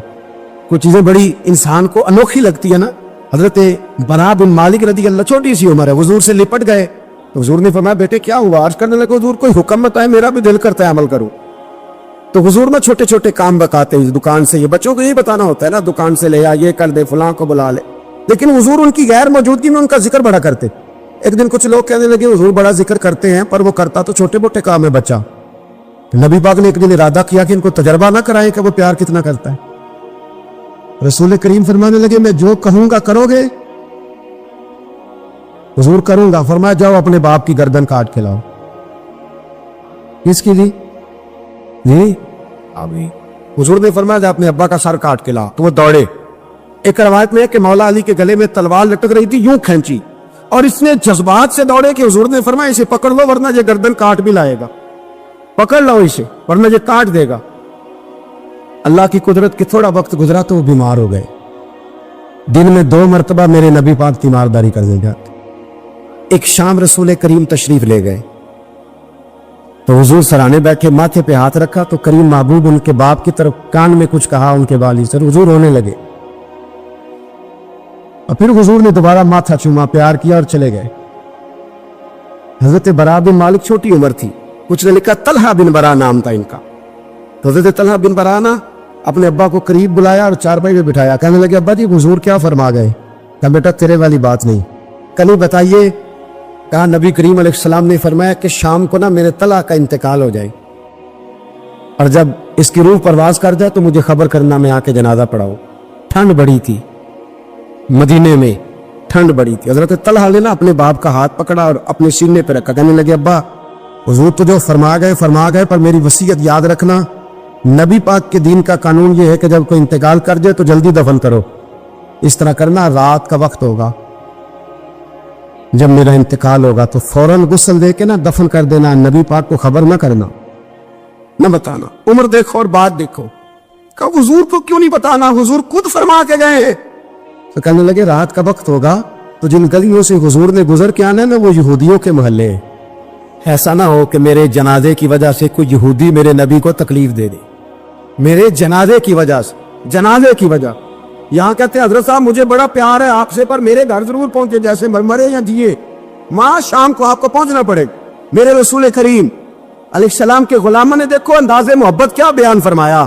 کہا نبی پاک کو تکلیف نہ ہو میری وجہ سے, میرا جنازہ خود ہی پڑھ کے مجھے دفن کر دینا.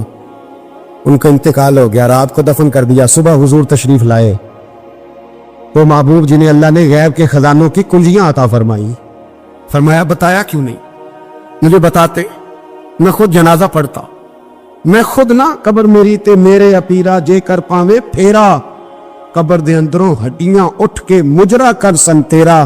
کہا بتایا کیوں نہیں, خبر کیوں نہیں کی, میں جنازہ پڑھتا, میں خود پہنچتا. تو باب پڑے عرض کرنے لگے حضور میرا تو پتر تھا, میرے لیے اس سے بڑی سعادت کیا ہوتی کہ آپ جنازہ پڑھاتے, پر اس نے وصیت کر دی کہ حضور کو بتانا نہیں, تکلیف ہوگی. نبی کریم فرمانے لگے بتاؤ مجھے اس کی قبر کہاں ہے. اور یارو غور کرنا, ساری دنیا گنبد خضرا روضہ رسول پہ اور نبی پاک ایک غلام کی قبر پہ تشریف لو. خود نبی کریم گئے اور آج حضور نے دعا انوکھی فرمائی, فرمایا اے اللہ جب میرا طلحہ تجھ سے ملے نا تو ذرا اس سے مسکرا کے بات کرنا, جو تیری شان کے لائق. رسول اللہ کی محبت, نبی پاک کی غلامی, رسول اللہ کا پیار. اعلیٰ حضرت کہتے ہیں جان ہے عشق مصطفیٰ, روز فضو کرے خدا. او بھائیو جس کو ہو درد کا مزہ وہ نازے دوا اٹھائے کیوں. اور اعلیٰ حضرت فرماتے ہیں جلنا تو ہے, کوئی دولت کے لیے جلتا ہے, کوئی شہرت کے لیے جلتا ہے, کوئی اقتدار کے لیے جلتا ہے. فرمانے لگے اے عشق تیرے صدقے جلنے سے چھٹے سستے, جو آگ بجھا دے گی وہ آگ لگائی ہے.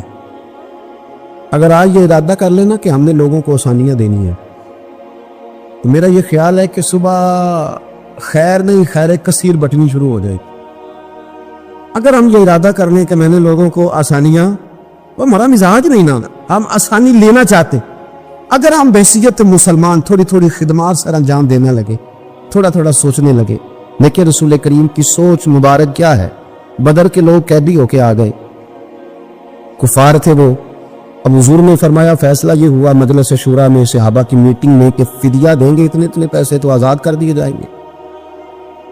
کچھ لوگ ایسے تھے جو فدیہ نہیں دے سکتے تھے لیکن حساب کتاب لکھنا پڑھنا جانتے تھے. اب حساب کتاب کی تو دین میں بھی ضرورت ہوتی ہے نا, آپ کو وراثت تقسیم کرنی ہے, کئی کام کرنے ہیں. تو نبی پاک علیہ الصلوۃ والسلام نے بھی نا وہاں امت کا سوچا, فرمایا تم اس طرح کرو مسلمانوں کے 10 بچوں کو لکھنا پڑھنا سکھا دو, میں تمہیں آزاد کر دیتا ہوں. بحثیت قوم کی فلاح و بہبود کے لیے جو نبی پاک کے نظریات ہیں, جو حضور کے افکار ہیں, ان 10 بچوں کو لکھنا پڑھنا سکھا دو. یار میری سوچ ہمیشہ یہ رہتی ہے کہ میرے بچے لکھ پڑھ جائیں.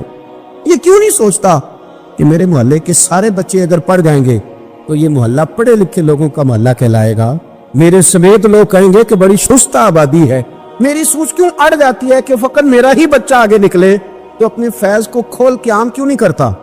تو یہ کیوں نہیں سوچتا کہ جو شجرے سایہ دار ہوتا ہے نا میرے بھائی، وہاں جو بھی آتا ہے وہ پھل کھا کے جایا کرتا ہے، وہ جو بھی آتا ہے وہاں پھل کھاتا ہے۔ اپنے ایک ذہن بنائیں نفع دینے کا، ایک سوچ بنائیں کسی کا فائدہ کرنے کا، ارادہ کریں کسی کے کام آنے کا، کسی کے لیے بہتری کرنے کا، کسی کے لیے آسانیاں فراہم کرنے کا، کسی کو سہولت دینے کا۔ میرے رسول کریم سید عالم صلی اللہ علیہ وسلم نے توجہ دلاتے تھے۔ حضور علیہ السلام نے فرمایا درخت بھی لگاؤ، کھیتیاں بھی لگاؤ۔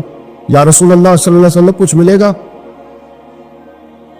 تو حضور نے فرمایا اس کھیت سے، اس درخت سے جب تک کوئی جاندار فائدہ اٹھاتا رہے گا اللہ تمہارے نامہ اعمال میں نیکیاں درج فرماتا رہے۔ کوئی درخت ہی لگا دو، کچھ کاری دو۔ مامون غزنوی گزر رہے تھے، جب بوڑھے کو دیکھا اس کے ہاتھ کامتے ہیں تو پھر بھی وہ زمین کھود رہا ہے اور ایک درخت لگا رہا ہے۔ تو محمود غزنوی اس بوڑھے کو دیکھ کے نا تو بڑے حیران ہوئے، اس کے قریب گئے۔ تو دو قسم کی سوچیں ہوتی ہیں نا، ایک یہ سوچ ہوتی ہے کہ بڑا لالچی ہے، اس عمر میں بھی یہ کیا کر رہا ہے، یہ بھی سوچ ہوتی ہے، اور ایک سوچ یہ ہوتی ہے کہ یار کتنا بھلا آدمی ہے، دیکھو اب بھی محنت کر کے گزر رہا۔ سوچ ہی ہے نا، منفی کر لیں یا مثبت کر لیں۔ تو محمود غزنوی آگے بڑھے اور آگے بڑھ کے نا تو آپ اس بوڑھے سے کہنے لگے کہ بابا یہ کیا کر رہے ہو؟ تو کہنے لگے میں درخت لگا رہا ہوں۔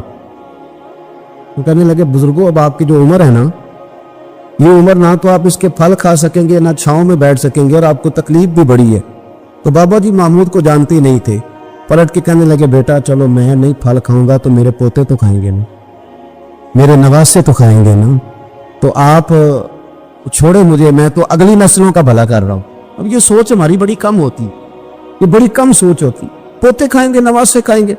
تو محمود غزنوی بادشاہ تھے، بڑے راضی ہوئے، کہنے لگے یار بابا تیری تو سوچ بڑی شاندار ہے، قوم کا نفع کرنے والی سوچ ہے۔ اس نے کہا ایک تھیلی اشرفیوں کی بابا جی کو دے دو۔ بابا جی نے نا وہ تھیلی اشرفیوں کی جب قبول کی، پکڑی، تو بابا جی بڑے مسکرائے۔ محمود کہنے لگا کیا ہوا؟ تو فرمانے لگے بیٹے تم نے تو کہا تھا کہ میں اس کا پھل نہیں کھاؤں گا، میں نے تو ابھی لگایا نہیں ہے، اللہ نے پھل مجھے پہلے ہی عطا فرما دیا ہے۔ تم تو کہہ رہے تھے کہ پھل نہیں کھاؤں گا، ابھی تو لگایا نہیں تو اللہ نے پھل دے دیے۔ محمود بڑا راضی ہوا، اس نے کہا یار بابا تو بڑی اونچی سوچ کا مالک ہے، ایک تھیلی اور دو بابا جی کو، اور دے دو ایک تھیلی۔ ایک اور تھیلی دی بابا جی کو، تو بابا جی پھر ہنسے، کہنے لگے محمود میرا خلوص دیکھ، میں اللہ کے بندوں کا نفع کرنا چاہتا تھا نا، تو میں نے ابھی لگایا نہیں۔ لوگوں کے باغ میں سال میں ایک دفعہ پھل لگتا ہے، اللہ نے مجھے 2 دفعہ پھل عطا کر دیا۔ محمود نے کہا تیسری بھی دو بھی بابا جی کو تھیلی۔ آپ سوچ تو بنائیں نا صاحب، ہم یہ سمجھتے ہیں کہ شاید یہ محدود ہو جائے گا، میں کسی کے بچے کو پڑھا دوں گا تو شاید وہ میرے بچے کا نصیب لے اڑے گا، میں کسی کو کچھ دے دوں گا تو شاید وہ ادھر سے آ کے نا تو ہمارا کام خراب کر جائے۔ او بھائی ایسا نہیں ہوتا، اس کو سمجھ، میرا رب تو بڑا کریم ہے، تو بانٹتا جاتا ہے تو اللہ تجھے نوازتا جاتا ہے، تو دیتا جاتا ہے تو اللہ تجھے عطا کرتا جاتا ہے۔ آپ یہ ذہن بنائیں کسی کا فائدہ کرنے کا، کسی کا نفع کرنے کا، کسی کو کچھ دے ڈالنے، کسی کے اوپر رحمت کی برکھا برسانے کا آپ ارادہ کریں، اللہ تبارک و تعالیٰ آپ کو نواز دے گا۔ ہم جہاں بیٹھے ہوتے ہیں نا لوگوں کو ہماری ضرورت ہوتی ہے۔ حضرت عبداللہ ابن عمر رضی اللہ تعالیٰ عنہ نے ایک 100 دینار الگ کر کے رکھا ہوا تھا، پورا 100 دینار، بہت بڑے پیسے ہوتے تھے اس زمانے میں۔ تو آپ کے بچے کہتے کہ ابا جی یہ پیسے سائڈ پہ کیوں رکھے ہوئے ہیں؟ تو فرماتے پتر یہ میں نے لوگوں کو ادھار دینے کے لیے رکھے ہوئے۔ خاصی مشکل بات نہیں کر دی میں نے، ہماری تو دکانوں پہ لکھا ہوا ہے ادھار بند ہے، موٹا کر کے لکھا ہوا ادھار بند ہے، یعنی نقد والے آ جاؤ، ادھار والے بالکل نہ آنا۔ تو ادھار کون لیتا ہے؟ امیر آدمی۔ اور بھائی سنیں، ادھار کون لیتا ہے؟ غریب آدمی۔ اور ہمارا کیا حال ہے کہ ہم کہتے ہیں بھائی وہ یہ نہیں کہہ رہا کہ مجھے بھیک دے دو، وہ کہہ رہا یار ذرا مہربانی کرو، میں نا یہ مجھے ایک دوست کہنے لگے کہ وہ کیا بنا ہے، سنا تھا ایک شخص کو پھانسی ہونے لگی، عدالت کا فیصلہ ہے۔ میں نے کہا یہ وہ لوگ تبصرہ کرتے جو پیٹ بھر کے روٹی کھاتے، یہ ان لوگوں کا تبصرہ ہے، وہ پیٹ بھر کے روٹی کھاتے، رات تبصرہ کریں گے، فیس بک پہ اپنی رائے دیں گے۔ لیکن جو آدمی آدھا کلو گھی صبح فیکٹری جانے سے پہلے گھر دے گیا تھا نا، وہ جب رات کو آتا ہے تو اس کی بیوی ڈرتے ہوئے اسے یہ نہیں کہتی کہ وہ عدالت کے فیصلے کا کیا بنا ہے، اس کی بیوی تو اس کو کہتی ہے کہ وہ جو آپ گھی لائے تھے وہ ختم ہو گئے، اور سویرے بچوں نے جب اسکول جانا ہے تو پراٹھے بنانے کے لیے میرے پاس گھی کوئی نہیں، یقیناً آپ کو تکلیف ہوگی تو اب کرنا کیا ہے؟ تو میرے بھائی ان کو کہاں تبصرہ یاد رہتا ہے کہ آج نئی بات کیا ہوئی ہے تو کوئی نئی خبر سناؤ کہ اور پھر سناؤ کہ کوئی نمی تازی. یہ باتیں تو ان کو یاد رہتی ہیں جو پیٹ بھر کے کھاتے, جن کو پھر کوئی فکر نہیں. ان لوگوں کے یہ کام ہے, وہ کریں گے سیاسی تبصرے. وہ کسی شخص نے کیا خوب کہا تھا کہ غربت نے میرے بچوں کو تہذیب سکھا دی, اب سہمے ہوئے رہتے ہیں شرارت نہیں کرتے. غربت نے میرے بچوں کو تہذیب سکھا دی, وہ اب سہمے ہوئے رہتے ہیں, وہ شرارت نہیں کرتے. وہ نہیں شرارت کرتے اس لیے کہ وہ تو کونے میں لگے بیٹھے ہیں کہ کسی غریب کا کھلونا نہ ہمارے ہاتھ سے ٹوٹ گیا. وہ سہمے ہوئے رہتا ہے, وہ شرارت نہیں کرتے. تو میرے عزیز, حضرت عبداللہ ابن عمر 100 دینار ہے. ابا جی یہ کس لیے ہے؟ تو فرماتے ہیں میں نے ادھار دینے کے لیے رکھا ہوا ہے. حضور کیا مطلب؟ فرمایا میرے نبی پاک علیہ السلام نے فرمایا ہے کہ کسی بندے کو تم نے اگر قرض لینا ہو نا تو وہ غریب ہو تو اس پر تم آسانی کرنا, اور جتنے پیسے تم نے لینے ہوئے اگر وہ تنگ دست ہو تو آسانی کرنا. فرمایا جتنے پیسے تم نے لینے ہوئے جتنے دن گزر گئے اللہ روزانہ اتنے پیسے صدقہ کرنے کا تمہیں ثواب عطا فرمائے گا.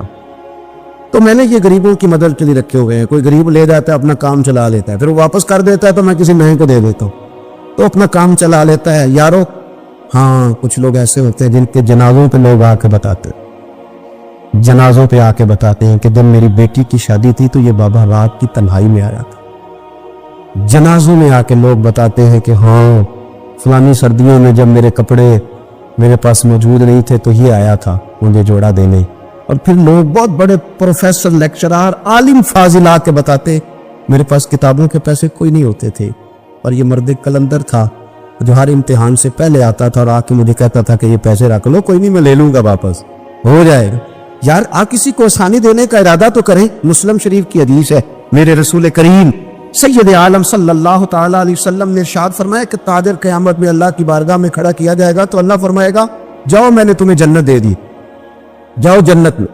تو پتہ تو سارا ہے نا سردار مقیتین. تو وہ اللہ کے حضور حاضر ہو کے عرض کرے گا مالک میں تو اپنی خطائیں جانتا ہوں کتنی زیادہ, اللہ میں تو مستحق نہیں تھا, تو میرے مالک یہ جو کرم ہوا ہے اس کا سبب پوچھ سکتا ہوں؟ سبب کیا ہے اس کرم کا, اس رحمت کا؟ تو رب کریم ارشاد فرمائیں گے کہ جب تم نے دکان پہ جو سیل مین رکھے ہوئے تھے جب تم ان کو بیچتے تھے لوگوں سے پیسے لانے کے لیے, کیا ریکوری کرنا کہتے ہیں کہ گرائی بھی آخر ہے, تو وہ جب تم بیچتے تھے لوگوں کو تو کیا کہہ کے بیچتے تھے؟ ذرا بتاؤ تو صحیح. تاجر ہے, سادہ آدمی ہے, تو وہ کہتا ہے اللہ میرے دل میں تیرے بندوں کا بڑا خیال تھا تو میں یہ کہہ کے بھیجا کرتا تھا کہ جس کے پاس ہوئے اس سے لے لینا, اور جو تنگ دست ہوا نا اسے تنگ نہ کرنا, اگلی دفعہ لے لیں گے. تو رب کہیں فرمائے گا تو میرے بندوں پہ آسانیاں کرتا تھا تو میں تیرے اوپر آسانی نہ کروں؟ یہ مسلم شریف کی حدیث ہے, میں آسانی نہ کروں؟ وہ تیرا یہ لفظ کہ جو تنگ دست ہے اسے وسعت دے دو, کوئی نہیں کل پرسوں ترسوں آ جائے گے. فرمایا بس اسی کی برکت سے آج میں نے تجھے جنت دینے کا ارادہ کر لیا. میں کبھی کبھی محسوس کرتا ہوں ہمارے احساسات میں تیزی کے ساتھ تنگی آئی ہے, سوچ کا دائرہ کار محدود ہوا, محدود. کہ ہم تھوڑے سے مذہبی لوگ ہیں نا, ہر آدمی کا اپنا شعبہ ہوتا ہے, آپ کا بھی شعبہ ہوگا. لوگ کہتے ہیں حضرت جی ٹائم دے دیں, سیالکوٹ میں فلانی جگہ پہ محفل کرنی ہے, تو میں کہتا ہوں کہ یار وہاں محفل ہوتی ہے وہیں آ جانا. کہتے نہیں ہم نے اپنی کرنی ہے. تو میں کہتا ہوں وہ کس کی ہے؟ یعنی وہ جو آپ نے اپنی کرنی ہے, یعنی اس مسجد میں آپ آئے تھے تو اب آپ اس مسجد میں بھی آئیں. تو صاحب میں آپ کے محلے میں آتا, جی وہ مسجد جو تھی نا وہ جنوب والی تھی, اب شمال والی میں ٹائم دے, وہ ان کی مسجد میں آپ آئے تھے, فلانے علامہ صاحب کی, ہماری تو نہیں آئے. اور میں نے کہا یار بس کرو, مسجدیں بھی اب تقسیم ہونے لگ گئی ہیں, یہ بھی تقسیم ہوگی کہ وہ اس کی اور یہ اس کی ہے. یعنی آپ اندازہ کریں کہ ہماری یہ سوچ ہے کہ اس میں بھی کہیں کوئی ایسا عنصر نہ ہو کہ کوئی اجتماعیت کہیں نظر آ جائے, اور یار ایسے تو نہ کرو. یہ ایک مذہبی اجتماع ہوتا ہے, اس کے اندر بھی لوگ کہتے ہیں کہ انتظامیہ دعوت دے گی. یہ کس کے دین کا کام ہو رہا ہے؟ اللہ اور اس کے رسول کے. تو اس کی انتظامیہ کچھ ہے بندوں پہ مشتمل ہونی چاہیے کہ ساری امت انتظامیہ ہونی چاہیے. لیکن ہم نے نا یہاں بھی تقسیم کرنی, یہاں بھی گروہ بندی کرنی, یہاں بھی ہمارا مزاج اور طرح کا بن گیا. اگر آپ کا دل بڑا ہو جائے, تھوڑا اللہ کے بندوں کو آسانی دے. میں کہا کرتا ہوں جنت بہت بڑی ہے میرے بھائی, مہربانی کر ذرا دوسرے کو بھی جگہ دے, وہ بھی جنت میں داخل ہو جائے. وہ بڑی وسیع ہے, تو تھوڑی مہربانی کر, اتنا محدود نہ کر اس کو, تھوڑی سی نا آسانی کر. اللہ بڑا کریم ہے, جگہ دے انشاءاللہ تعالیٰ. جو کسی اور کا مرید ہے وہ بھی جنت میں جائے گا, اللہ کے بدلے وہ بھی جائے گا, پر تھوڑی گنجائش دے, محل لے کے وہ بھی جائے گا. ہم نے تو بڑا محدود کر کے رکھا ہوا، میرا خیال ہے مشکل سے 25-30 لوگ ہیں اگر ہم جانے دو اپنے محلے میں سے، باقی تو سب کے لیے ہم نے بین کر دیا۔ خدا را یوں نہ کرے، اس سے دقت ہوگی۔ داتا گانی بخش علی حجویری رحمت اللہ تعالی علیہ کشف الماجوب میں فرماتے ہیں کہ ایک شخص نہ پہاڑ کی چوٹی پہ عبادت کرتا تھا تو لوگ اس سے ملنے کے لیے جایا کرتے تھے، تو رستے میں نا ڈھلان بڑی سخت تھی، لوگ اس کے اوپر سے جب چڑھ کے جاتے نا تو اکثر لوگ گر جاتے۔ اس کے دل میں ایک دن خیال آیا کہ یہ ڈھلان نہ ہوتی تو کیا ہوتا، تو رب کریم نے اس وقت کے پیغمبر علیہ السلام کو وہی فرمائی کہ اسے کہو کہ میری تخلیق پہ اعتراض کرتا ہے، نہ ہوتا تو کیا ہوتا، فرمایا اسے کہہ دو کہ تیرا نام میں نے اپنے نیک بندوں کی صف سے کاٹ کر نافرمانوں کی صف میں لکھ دیے، وہ کہہ دو۔ اللہ کے نبی نے پیغام دیا تو وہ سجدے میں گر گیا۔ وہ تجھے کیا ہوا؟ کہنے لگا حضور آپ نے کہا ہے نا کہ اللہ نے میرا نام لیا۔ میں کہاں اور میرے رب نے میرا نام لے لیا ہے حضور، چلے میں تو سمجھتا تھا میں کسی کھاتے میں نہیں، اللہ نے میرا نام لے لیا، یعنی میرا نام، اسے تو وجد ہو گیا۔ وہ پیغمبر کی بارگاہ میں عرض کرنے لگا حضور آپ میرا پیغام اللہ کے حضور عرض کر دیں گے؟ کہا ہاں میں کہہ دوں گا۔ تو وہ عرض کرتا ہے حضور اللہ کی بارگاہ میں یہ عرض کیجئے کہ یا اللہ میرے لیے جہنم کا فیصلہ تو ہو ہی گیا ہے، لیکن مالک میرا دل کرتا ہے کہ میرا وجود اتنا بڑا کر دے، اتنا بڑا کر دے، تو قادر ہے اتنا بڑا کر دے کہ ساری دوزخ میں میں ہی پورا آ جاؤں۔ اللہ میرا دل نہیں کرتا تیرا کوئی اور بندہ جہنم میں جائے، میری طبیعت نہیں مانتی کہ تیرے محبوبوں کا کلمہ پڑھنے والے، تیرے نبیوں کا کلمہ پڑھنے والے دوزخ میں چلے جائیں۔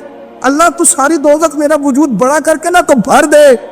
آواز قدرت آئی، نبی سے فرما دیجئے کہ یہ اگر میرے بندوں سے اتنا پیار کرتا ہے تو میں اس سے پیار نہ کروں؟ اسے کہہ دیجئے اس کے گناہ بھی بخش دیے، اسے ولیوں میں بھی شامل کر لیا، اور قیامت میں یہ جس کی سفارش کرے گا اللہ سب کو جنت عطا کر دے گا۔ پر یہ ہے کہ پروگرام ہی نہیں ہے، اتنی محدود سوچ، تھوڑا تھوڑا پیار کریں، تھوڑی تھوڑی محبتوں میں وسعت لائیں، آپ تھوڑا شوق جمع کریں اپنا، آپ یہ مزاج بنائیں کہ مجھے اللہ کے بندوں سے محبت کرنی ہے۔ علامہ اقبال کہنے لگے خدا کے بندے تو ہیں ہزاروں اور بنوں میں پھرتے ہیں مارے مارے، میں تو اس کا بندہ بنوں گا جس کو خدا کے بندوں سے پیار ہوگا۔ اپنے مسلمان بھائی کے لیے اپنے دل کے اندر نرمی لائیں۔ لوگوں کی کمزوریاں دیکھیں گے تو آپ ایک منٹ بھی کسی کے ساتھ نہیں چل سکتے، اور یہ حال میرا بھی ہے اور آپ کا بھی ہے، تو اگر کوئی ہماری کمزوری دیکھ لیتے وہ چل سکتا ہے ہمارے ساتھ؟ میں اکثر کہا کرتا ہوں کہ اگر ہمارے عیب کھول جائیں تو لوگ ہم سے ہاتھ نہ ملائیں،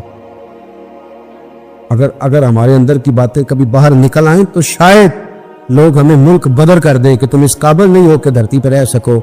تو یارو اتنی کمزوریوں کے باوجود اگر اللہ نے ہماری پردہ پوشی کیا تو چل تو بھی کسی کی کمزوری کے باوجود اس کے ساتھ نیکی کر، تو بھی اس کی کمزوری۔ میں نے ایک ہاسپٹل میں ایک نوجوان کو دیکھا، ڈاکٹروں کے آنے پر بھی لوگ خوش ہوتے ہیں۔ ایک دفعہ میں ایک ہاسپٹل میں بیٹھا تھا تو ایک نوجوان آیا، تو میں نے دیکھا اسے دیکھتے ہی لوگ خوش ہونے لگے، اور کوئی علامہ صاحب نہیں، صوفی صاحب نہیں، پیر صاحب نہیں، کلین شیف آدمی ہے۔ ابھی میں نے عجیب سے اس کے حوال دے کے، وہ کسی کو کھانا دیتا، کوئی بچہ ہوتا تو اس کو ٹافیاں دیتا، کسی کو کہتا کہ وہ تیری رپورٹ آ گئی یا کچھ بھی نہیں آیا تو ایسے ہی ٹینشن لے رہا، کسی کو کوئی جملہ کہہ دیتا، کسی کو کوئی جملہ کہہ دیتا۔ وہ اپنی مستی میں آیا، آ کے چلا گیا، تو میں نے پوچھا یہ کون ہے؟ کہنے لگے کوئی بھی نہیں، ویسے اس کا شوق ہے، یہ آ جاتا ہے۔ تو میں نے کہا یہ ویسے ہی نہیں ہے، یہ اللہ کا کوئی خاص بندہ ہے۔ جو لوگ بستروں پہ مایوس پڑے ہوں وہ جس کا چہرہ دیکھ کے خوش ہو جائیں۔ میرے رسول پاک نے فرمایا ہے کہ اگر تو نے میرے کے دل میں خوشی ڈال دی تو اللہ تجھے 60 سال کی نفل عبادت کا ثواب عطا کرے گا۔ اگر میرے مومن کے دل میں تم نے خوشی ڈال دی تو 60 سال کی نفل عبادت، بے ریا نفل، امام غزالی حدیث لائے، 60 سال کی نفل عبادت کا ثواب۔ او یارو مہربانی کرو، آؤ تھوڑا سا نا دکھ سمیٹنے کی کوشش کریں، آؤ اپنی مسکراہٹ کے اندر اپنی بہت ساری پریشانیوں کو چھپائیں، اور تھوڑا تھوڑا زخم اوپر مرہم رکھنے کا ارادہ کریں۔ کوئی ضروری تو نہیں نا یار کہ انسان خود غرضی کی زندگی جیے، وہ ایک چھوٹی سی دنیا بات کرے، اپنی دنیا کو بڑا کیوں نہیں کرتا؟ تو تھوڑا کر کے آگے کیوں نہیں نکلتا؟ میں کبھی ایک کار ہمارے شہر میں میرے آگے سے گزرا کرتی تھی، اس پہ لکھا ہوتا تھا خدائی خدمتگار، مجھے نا موٹا کر کے خدائی خدمتگار، تو سیدھا سادہ بندہ تھا، اللہ تعالیٰ اس کو جنت دے، وہ انتقال کر گیا۔ تو میں نے ایک دن اس کو کھڑا کر کے کہا، میں نے کہا آپ کا نام کیا ہے؟ کہنے لگا جی میرا نام ہے میاں رانجھا تے سب دا سانجھا۔ او میں نے کہا یہ کون سا نام ہوا؟ کہنے لگا جی میری خواہش ہوتی ہے کہ کوئی مینوں کام دسے، تو میں نا دفتروں میں ملتا ہوں اللہ کے بجے، میاں رانجھا تے سب دا سانجھا، لیکن میاں رانجھا واقعی سانجھا تھا، بڑے لوگوں نے گہرے آنسو بہائے اس کے جانے پر۔ बड़ा लोगों ने उससे प्यार किया, बड़ी लोगों ने उसके साथ मोहब्बत की। संगियों देखो, थोड़ा थोड़ा करके अगर हल्का फुल, यार हमारा होता है ताल्लुक, हमारा ताल्लुक होता है, हमारे टेलीफोन पे कुछ काम हो सकते हैं, हमारी तबीयत होती है। बहुत सारे लोग ऐसे होते हैं जो बेचारे मजबूर होते हैं, अगर हम जायज सिफारिश कर दें तो उनका नफा हो सकता है, लेकिन क्योंकि मिजाज नहीं। मुझे एक बात बताएं दयानतदारी से कि अगर आपके पास मोहल्ले का कोई शख्स आ, तो आपने कहा जी नहीं जी नहीं, मैंने कभी किसी को काम नहीं बताया, तो आपने उस बंदे को धुतकार दिया, तो वही मसला अगर आपके बेटे का बन जाए, कर ना दलेरी, अब तू कह कि मैंने कभी किसी को काम नहीं बताया, तू कह, उलझा रहने दे बेटे को, तेरा पता चलता है कि तू बड़ा खुददार है, मैं कभी किसी को काम नहीं कहा, कह जरा कर बात। मैं और आप उस नबी के मानने वाले हैं, उस पैगंबर के कि हजरत बिलाल कहते हैं कि बीबी का तेल बह गया था, जमीन पी गई थी तो वो रो रही थी, मेरे रसूल का नाम भी नहीं पूछा, गरीब सी औरत है, यहूदी की मुलाद, और यहाँ क्यों खड़ी हो, क्यों रो रही हो? अर्ज करने लगी वो मैं तेल लेने आई थी 4-5 दिनार का, तो वो एडी मेरी लगी है किसी पत्थर से, तो बह गया है, तो जमीन पी गई है। मेरे नबी पाक ने फरमाया बिलाल जा घर से पैसे ला, इसे दे ताकि तेल खरीद ले। उसने तेल खरीद लिया तो उसको दिया, तो फिर रोने लगी, अब क्यों रोती हो? तो कहने लगी मार तो अब भी पड़ जाएगी, मैं गरीब हूं, तो मेरी मालकन कहेगी तो देर से क्यों आई? हजरत बिलाल कहते हैं कुर्बान जाऊं वो नबी जिनके इस्तकबाल के लिए 70-70 हजार फरिश्ते मिराज की रात आसमान के दरवाजों पे खड़े रहे, वो पैगंबर जिनकी जियारत के लिए अंबिया दुआएं मांगे, वो महबूब जिनको अल्लाह पैगाम दे दे कि महबूब आजा, रब तेरी मुलाकात का शौक रखता है, वो महबूब फरमाने लगे चल ना बता तेरा घर कहाँ है, मैं तेरी सिफारिश करके आता हूँ। हजरत बिलाल कहते सादे कपड़े, कोई जानता नहीं, कोई नाम नहीं, पुराना सा दुपट्टा, बीबी आगे आगे और मदीने वाले रसूल पीछे पीछे, वो सारा मदीना गुजार के ले गई। तेरी सूरत तेरी सीरत जमाने से निराली है, और तेरी हर एक अदा प्यारे अदाए बेमिसाली है, कहते ले गई वो सारा कुछ गुजार के, और यहूदन के दरवाजे पे लेके चली गई। हुजूर को थोड़ा अरसा हुआ तो मदीना शरीफ तशरीक लाए, दरवाजे को दस्तक दी, वो बाहर आई तो महबूब ने बस ना यूं आंखें जरा उठाई, ते पहली नजर ही लुट ले माही तेरे हार शगारा, कातल नैन ते नागन जुल्फां पईयां मारन दूरों ही मारा, ते किसे नु कोल न फटकन दिता तेरे हुसन दे पहरेदारा, आजम तू कल्ला ही नहीं है ते होए फिर कत्ल हजारा। एक दफा नजर उठाई, फिर नजर मुबारक झुका ली, फरमाने लगे ये तो ये मुलाजमा है का मेरी है, का इसकी गलती कोई नहीं, बेचारी को तेल गिर गया था, नया खरीद तो देर हो गई, इसे कुछ कहना ना। बीबी कहती है दादी मैं भी बड़ी थी पर हुजूर आ गए, मैं जानती भी नहीं थी, पर मैंने कहा अभी मैं कुछ भी नहीं कहूंगी। रसूल करीम ये बात कह के वापस लौटे तो मालकन मुलाजमा दोनों देखने लगी कि ये कौन थे। वो सुना के सुखन और दिखा के फबन, सब फूक गए मोरा तन मन धन, ये कौन थे? इतने जुमले कह के चले गए।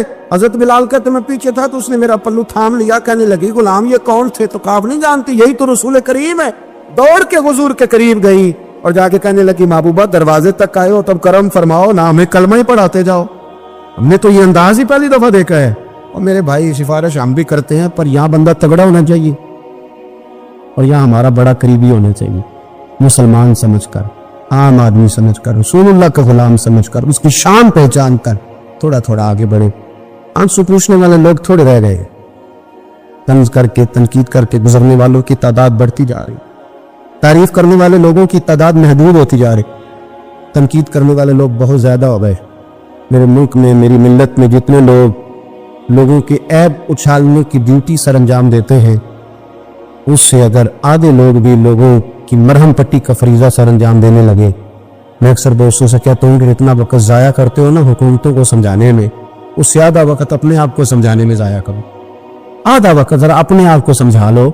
मैंने भी तो 1.5 करोड़ रुपया लगाया ना अपने मकान में, चूँकि मैंने अंदर रहना था, तो अगर मैं सिर्फ 10,000 रुपया अपने गेट के सामने लगा लेता ना, लोगों ने गुजरना था, लेकिन वो चूँकि सिर्फ मेरा नहीं है, वहाँ से ज़माने में गुजरना है।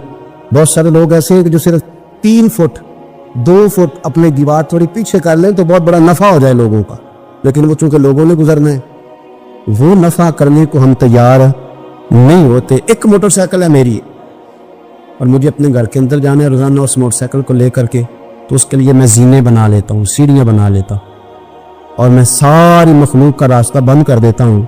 वो मुझे दिक्कत होती थी, उठा के ऊपर चढ़ाना पड़ता था, तो मैंने अपनी सहूलत देख ली, पर मैंने बाकी सारे ज़माने की तकलीफ़, ये तो मिजाज नहीं है अहले इस्लाम का, ये तो आसानियाँ देने आए, उखरिजत लिन्नास, ये तो नफ़ा करने आए। मेहरबानी करें آپ یقین کریں اگر آپ سکھ کی نیند سونا چاہتے ہیں، اگر آپ محبت کے ساتھ جینا چاہتے ہیں، اگر آپ طبیعت کو ٹھنڈا رکھنا چاہتے ہیں، تو پھر یہ کام کریں، تھوڑا تھوڑا لوگوں کے کام آنا شروع کریں، اپنی وصیت کے مطابق آئیں، لیکن ارادہ کریں آج سے اس چھوٹے آدمی کی بات پہ عمل کریں، کوشش کریں کہ کل میں نے ایک آدمی کے کام ضرور آنا۔ اور کس طرح کام آنا ہے، چلیں اتنا ہی کر لیں کہ جو آپ کو آ کے کہے نا کہ میرے ابے نے بڑا ستایا ہوا ہے، ابا جی مجھے علیحدہ کر رہے ہیں، وہ مجھے کچھ بھی نہیں دے رہے، اس کو اتنا کہہ دے کہ ابے ستایا نہیں کرتے، ابے تو محبتیں کیا کرتے، آج تجھے حصہ دینے کی باری تو تنگ آ گیا ہے، اور وہ جو تجھے پالا پوسا، آپ اسے اچھا مشورہ دے کے والد کے قریب کر لیں، سمجھے میں نے بہت بڑی خدمت کر دی۔ اب تھوڑا تھوڑا پیار کریں، محبتیں تقسیم کریں۔ دعا کرتا ہوں خلاق عالم ہم پر خاص فضل فرمائے، خاص رحمتوں سے ہمیں متمتع فرمائے۔